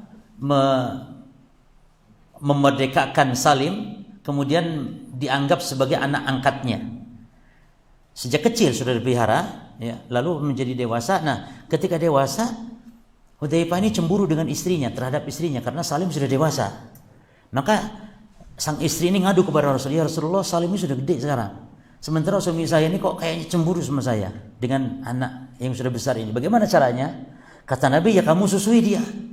Loh ya Rasul, saya kan dia Salim sudah besar. Kata Nabi, aku tahu kalau Salim sudah besar. Ya bukan dikecerot gitu ya sunat tuh. Susuan teh mau susok, susuan ku cara ante ngecerot langsung. Kumaha nah diperah nah kumaha. Dan dengan syarat harus 5 kali persusuan sampai kenyang. Ulah 5 kecerotan. Jadi 5 kali nyusu teh cuma 5 kali ngecerot lain. Tapi 5 kali menyusu dengan kenyang. Susuan yang bisa menjadikannya darah, tulang, daging, begitu istilahnya. Jelas ya? 5 kali. Nah, baru boleh menjadi mahram. Tapi kalau orang ketemu dewasa tiba-tiba hayang jadi mahram ku cara nyusu secara jika salim, padahal teu aya kasus seperti salim yang itu sejak kecil sudah dipelihara lalu tumbuh dewasa belum nyusu, maka silahkan susui, atau baru tahu sekarang mungkin hukumnya. Sudah kadung adopsi anak sejak kecil, sekarang sudah dewasa anaknya, bagaimana jadi mahram? Tidak apa-apa asal satu kasus dengan salim tadi. Tapi jangan, kan ada sekarang kasus orang tidak ada hubungan memelihara anak sejak kecil, anak angkat ya tiba-tiba ingin jadi mahram sudah dewasa. Ini nggak boleh cuma, nggak boleh. Karena harus masa 2 tahun kan nyusu itu. Jadi sejak, cuman kalau kasus seperti salim maka diperbolehkan. Nah. Baik, satu pertanyaan dari Iwan. Enggak, yang keduanya belum, sebentar. Oh, yang keduanya. Ya. Kalau anak bertanya di mana Allah, ya orang anak teh secara fitrah ge mengakui bahwa Allah itu pasti ada di atas, begitu. Maka demikian kita katakan, bukan di langit, dina jero langit kadanya bisi, dina jero langit lain. Allah fi sama, yani Allah teh di luhur, di tempat anu luhur, gitu ya ka anak. Wajib harus dijelaskan. Jangan ragu, jangan kena antolah geus gede ieu mah leutik keneh geus semua engke we. Ulah, kan we da fitrahna gitu. Jelaskan Allah fi sama, Allah di luhur Allah. Gitu. Mata mun ngadoa teh kieu gitu, da Allahna aya di luhur, gitu we. Gitu nya. Tos. Oke, pertanyaan dari Iwan. Ajukan tangan. Ya. Betul. Kalau Allah Subhanahu wa taala itu dari, ada 2 pertanyaan boleh ya? Itu dari sifat dzatiyah atau fi'liyah. Dan yang kedua, ketika dalam surat hadis wa ma'akum aina ma kuntum. Nah, yakni bermakna ilmu ma'akum bi ilmihi gitu ya. Jadi Allah itu bersama ilmunya, apakah termasuk dari bagian takdir? Anu kahiji, pertanyaan yang pertama berjemaah tentang Allah Subhanahu wa taala. Allah Maha Suci wa taala dan Kalamullah itu bagian dari sifat zatiyah atau fi'liyah. La, taib, Allah itu nama jemaah ya, termasuk Ar-Rahman nama, Ar-Rahim juga nama Allah. Namun aslul asma, asal pokok nama itu adalah Allah. Jadi Ar-Rahman itu namina Allah gitu loh. Jadi Allah yang memiliki banyak nama. Ulah dibalik, ulah Allah teh nama Ar-Rahim lain gitu, tapi Ar-Rahim namina Allah. Kartosela. Jadi Allah teh eta teh isim nami, bahkan aslul asma Allah asal dari nama. Nah sekarang setiap nama Allah perhatikan mengandung di dalamnya sifat. Setiap nama Allah mengandung dalamnya apa? Sifat. Makanya kita ketika beriman terhadap asma Allah, maka wajib menetapkan kepada 3 hal. Ketika kita meyakini nama-nama Allah itu dalam akidah Ahlussunnah, itu wajib menetapkan 3 perkara. Yang pertama menetapkan zat Allah yang memiliki nama itu, zat Allah. Yang kedua, wajib menetapkan sifat Allah yang ada di kandungan nama itu. Seperti Ar-Rahman mengandung sifat rahmah, Ar-Rahim sama, Al-Aziz mengandung sifat Al-Izzah, dan Allah mengandung sifat apa? Dzul Uluhiyah. Mengandung sifat zat yang wajib disembah, diibadahi di dalam sifat Allah. Nah, sekarang berarti sifat ibadah itu adalah sifat uluhiyah atau sifat dzatiyah. Ibadah yakni sifat Allah Subhanahu wa taala yang harus kita sembah, yang harus kita ibadahi. Sifat rahmah adalah sifat apa? Allah merahmati. Berarti termasuk dalamnya sifat fi'liyah karena Allah merahmati. Bedanya sifat fi'liyah ikhwan dengan sifat dzatiyah apa? Kalau sifat dzat itu sifat yang senantiasa melekat pada zat Allah selamanya. Adapun sifat fi'liyah itu sifat berkaitan dengan kehendak.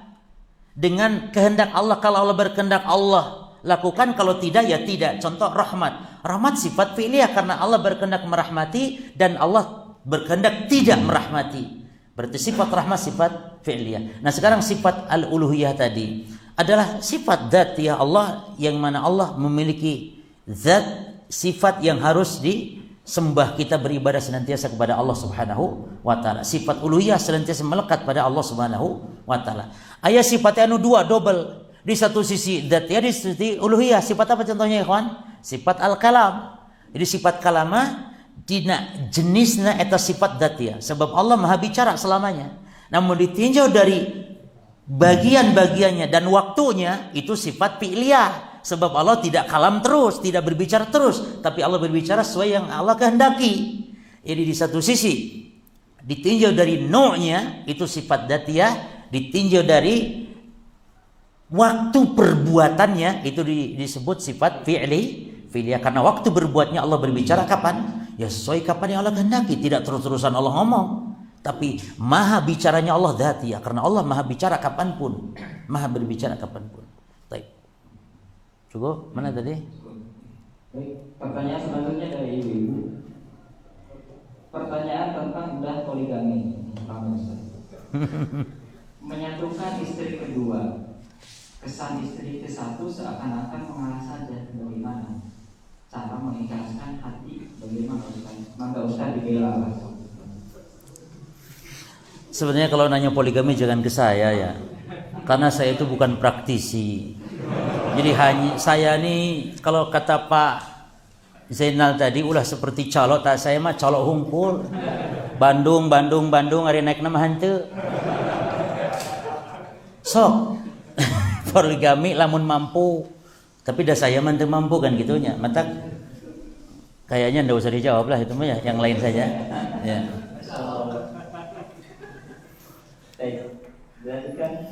Dan di sini ada Umu Gozi juga, jadi saya kurang begitu bebas bicara. Ya. Baik, lanjutkan pertanyaan dari ibu. Bismillah Ustaz, ada Ustaz di Kuningan, Ustaz Sunnah yang membolehkan membaca buku dari selain Ustaz Sunnah. Karena kita diminta untuk saya bacakan sesuai katanya. Karena kita diminta untuk berjalan-jalan tidak hanya pada Ustaz Sunnah saja supaya lebih toleran. Maksudnya supaya kita tidak terlihat kaku terhadap yang lain yang belum kenal manhaj salaf. Bagaimana Ustaz? Ini pertanyaan ini ya dari satu sisi mungkin perlu rincian jamaah. Yang pertama, apa maksud Ustaz Sunnah? Berarti yang di luar Sunnah berarti Ustaz bid'ah begitu. Kok bisa kita dianjurkan berguru, berilmu, membaca buku yang bukan Ustaz Sunnah? Dan kaku di sini dalam hal pergaulan. Kita dengan ahli bid'ah biasa bergaul, bahkan hatta dengan orang kafir. Tidak ada dengan kita menghususkan belajar kepada ahli sunnah kita dianggap kaku. Ini keliru. Dan ini hanya tuduhan perjemaah. Antum disebut kaku karena antum tidak mau berguru kepada ustaz bid'ah, maka ini kekeliruan tuduhan. Ini hanya tuduhan. Maka yang benar dalam hal ini, ingat patah para ulama dan nasihat para ulama, la tutlabul ilma illa mimman urifa bisunnah. Tidak boleh ilmu dituntut kecuali dari orang yang dikenal di atas sunnah. Tidak boleh membaca buku-buku karangan-karangan dari ustaz-ustaz atau ulama-ulama atau syekh yang dia bukan ahli sunnah, karena akan menimbulkan syubhat di dalamnya, menimbulkan kerancuan, sehingga kita akan termasuk orang-orang yang menyimpang. Jadi perlu dirinci sebenarnya, dirinci. Yang dimaksud dengan ustaz bukan ahli sunnah berarti ahli bid'ah. Ya jelas, siapa yang membolehkan antara ulama untuk membaca bukunya, belajar kepadanya. Bedakan antara belajar dengan bergaul, bedakan belajar dengan bermuamalah. Ya, kalau belajar jelas haram, tidak diperbolehkan. Dengan duduk di majlis ahli bid'ah, tadi sudah kita bahas tentang menghajur ahli bid'ah. Duduk berteman akrab, apalagi berguru, mengambil ilmu. Memang ada ulama yang merinci boleh mengambil ilmu dari ahli bid'ah dengan ketentuan tentu. Yang pertama, apabila tidak ada ilmu yang diajarkan di situ, hanya ahli bid'ah saja di situ adanya, nggak ada ulama ahli sunnah. Yang kedua, ilmu pun hanya dalam ilmu-ilmu yang tidak ada kaitan dengan ilmu-ilmu manhaj akidah. Boleh ilmu-ilmu alat seperti bahasa Arab, baca tahsin Quran. Itu pun harus bebas. Syarat yang ketiga, aman dari fitnah. Aman fitnah itu begini jemaah, jangan sampai kita sebagai tokoh belajar kepada ahli bidah sehingga nanti ada kesan ahli bidah ini diuntungkan dengan masya Allah nih, dia ahli bidah saja didatangi oleh tokoh ini, sehingga memberikan kesan ini juga baik, kebaikan kepada ahli bidah dan semisalnya. Termasuk berfoto sembarangan pada zaman fitnah sekarang, hati-hati jemaah. Berfoto dengan ahli bid'ah nanti dianggap kita melegalkan atau membenarkan ajarannya, pemahamannya, ini juga hati-hati. Demikian, Allah Ta'ala alam. Iya, sepertinya masih ada satu yang terakhir ya, karena Assalamualaikum. Ketika kita memvonis yang lain itu ahli bidah, itu dianggapnya kita itu sombong gitu. Bagaimana menurut Bapak? Kalau urusan memvonis memang tidak boleh sembarangan jemaah. Saudara kita yang jatuh kepada bid'ah tidak harus disebut dengan ahli bid'ah. Yang kita katakan ajaran mereka menyimpang, ajaran mereka bid'ah, tapi orangnya yang berbuat bid'ah tidak harus disebut ahli bid'ah. Ini sebuah kaidah. Tidak setiap muslim yang jatuh kepada kekufuran disebut orang kafir. Tidak setiap muslim yang jatuh kepada kesyirikan disebut ahli syirik. Tidak setiap muslim yang jatuh kepada kebidah disebut mubtadi ahli bidah. Tidak setiap muslim yang jatuh kepada maksiat disebut orang fasik. Yang kita bahas ini adalah penyimpangan, kekeliruan mereka dalam masalah pemahaman, ajaran, amalan, perbuatan, bukan pada ta'yin personalnya, bukan. Juga para penuntut ilmu tidak boleh sembarangan untuk menyebut fulan ahli bidah dan semisalnya. Kita menyebut seperti itu harus berdasarkan apa yang disebutkan oleh para ulama. Ini fulan ahli bidah atau bukan, masuk kategori ahli bidah atau bukan. Jangan mudah atau gampang memvonis ahli bidah baik kepada saudara kita muslim apalagi kepada seorang ulama atau seorang ahli ilmu dan semisal. Seperti kasus kita sekarang. Banyak Syekh Al-Khamis, Utsman Al-Khamis disebut mubtadi ikhwani dan semisalnya, padahal belum tabayun betul tidak beliau seorang ikhwan dan semisalnya. Ini hanya contoh saja, dan di media hal-hal seperti ini banyak para jemaah. Maka untuk tetap hati-hati dan waspada dalam masalah ini. Cukup? Sepertinya cukup, masih ada. Kita bagi hadiah dulu ya. Mana lagi yang atau ini buku bukan? Hah? Taib. Ikhwan fi jinazakumullah, ini ada hadiah tapi ini buku lama ya. Ada yang butuh ini? Siapa yang butuh ini? Coba angkat tangan. Oh, butuh Pak ya. Baik, betul. Jawab dulu pertanyaan. Kasih aja dulu tapi jawab pertanyaan. Jawab dulu pertanyaan ya. Hah? Yang mudah aja ya. Oh, siap. Yang mudah ya.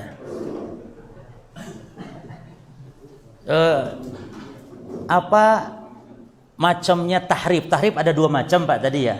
Tahrif itu ada dua macam. Tahrif apa dan apa Pak? Tahrif ada dua macam. Yang pertama tahrif pada apa dan pada apa? Yang pertama pada lafaz, yang kedua pada apa? pada makna. Makna. Fadhol, kasih hadiahnya. Iya, kasih dua. Satu lagi, ikhwan. Sebutkan contoh tahrif pada lafaz. Angkat tangan. Lafaz. Tadi sudah sebutkan contohnya. Fadhol. Merubah harokat.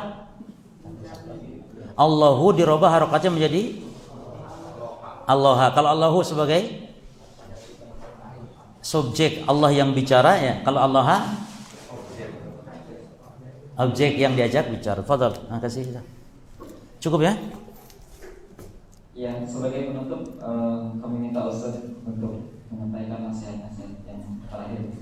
Taib, barakallahu fikum. Yang pertama para jemaah, tetap semangat menuntut ilmu walau kondisi sekarang di masa pandemi. Belajarlah walaupun melalui media-media. Sekarang alhamdulillah banyak kajian-kajian online. Ketika kita mungkin masih banyak libur di kajian-kajian offline. Karena hidup di zaman fitnah, Syekh Fauzan mengatakan at-tafaqquh fid din ismatun minal fitnah. Bertafakuh dalam fiddin, dalam agama adalah merupakan benteng terjaga, terselamat dari fitnah. Yang kedua, kita harus punya prinsip dalam belajar agama. Tidak boleh jorok, tidak boleh ke siapapun belajar. Tidak harus pilih-pilih ustaz, tapi siapapun ustaz yang penting ahli sunnah. Nah, bagaimana kita mengetahui ustaz itu ahli sunnah? Dilihat dalam manhaj, maka antum pelajari bagaimana manhaj, bagaimana akidah, termasuk juga lihat dalam hal yang mudah pergaulannya dengan siapa. Maka kita bisa mengetahui pergaulan mereka, sehingga seperti itulah manhaj mereka. Kemudian para jemaah sekalian, yang ketiga di antara poin yang paling penting adalah berusaha untuk mengamalkan ilmu walaupun semampu kita, karena dengan itu akan terjaga hafalan kita, terjaga segala ilmu-ilmu yang telah kita dapatkan. Berusaha untuk mengamalkannya, terutama ikhlaskan dan ikhlas dalam belajar agama agar ilmu kita barokah. Dan tentu hindari segala macam fitnah. Jangan coba-coba kita masuk dalam fitnah. Hindari jidal, perdebatan khususnya dalam media-media. dan fitnah-fitnah jangan didekati. Di antara sebab selamat dari fitnah Dajjal apa? Menjauh dari Dajjal. Termasuk juga di zaman kita sekarang, jangan ikut campur dalam urusan fitnah dan jangan coba-coba bicara dalam urusan amah, urusan-urusan besar, urusan umat. Antum jangan coba-coba bicara tentang urusan Palestina. Ini Palestina ini urusan berat, urusan besar. Jangan sampai antum ngomong seenaknya tentang Palestina, bagaimana tentang Palestina, bagaimana tentang sikap kita terhadap Palestina. Harus para ulama besar saja kita ikuti. Antum punya fatwa ulama besar, silakan sampaikan. Tapi antum berpendapat tentang Palestina tidak boleh. Ini Palestina ini urusan besar jemaah. Termasuk urusan-urusan masalah penguasa sekarang, hindari. Yang sampai ikut-ikut bicara tentang masalah konspirasi dan semisalnya, termasuk tentang masalah rejim semisalnya, hindari. Cukup kita fokuskan belajar, doakan, insyaallah semuanya akan Allah berikan kemudahan. Allah taala alam wa sallallahu wasallam ala nabiyina Muhammad. Wassalamualaikum warahmatullahi wabarakatuh.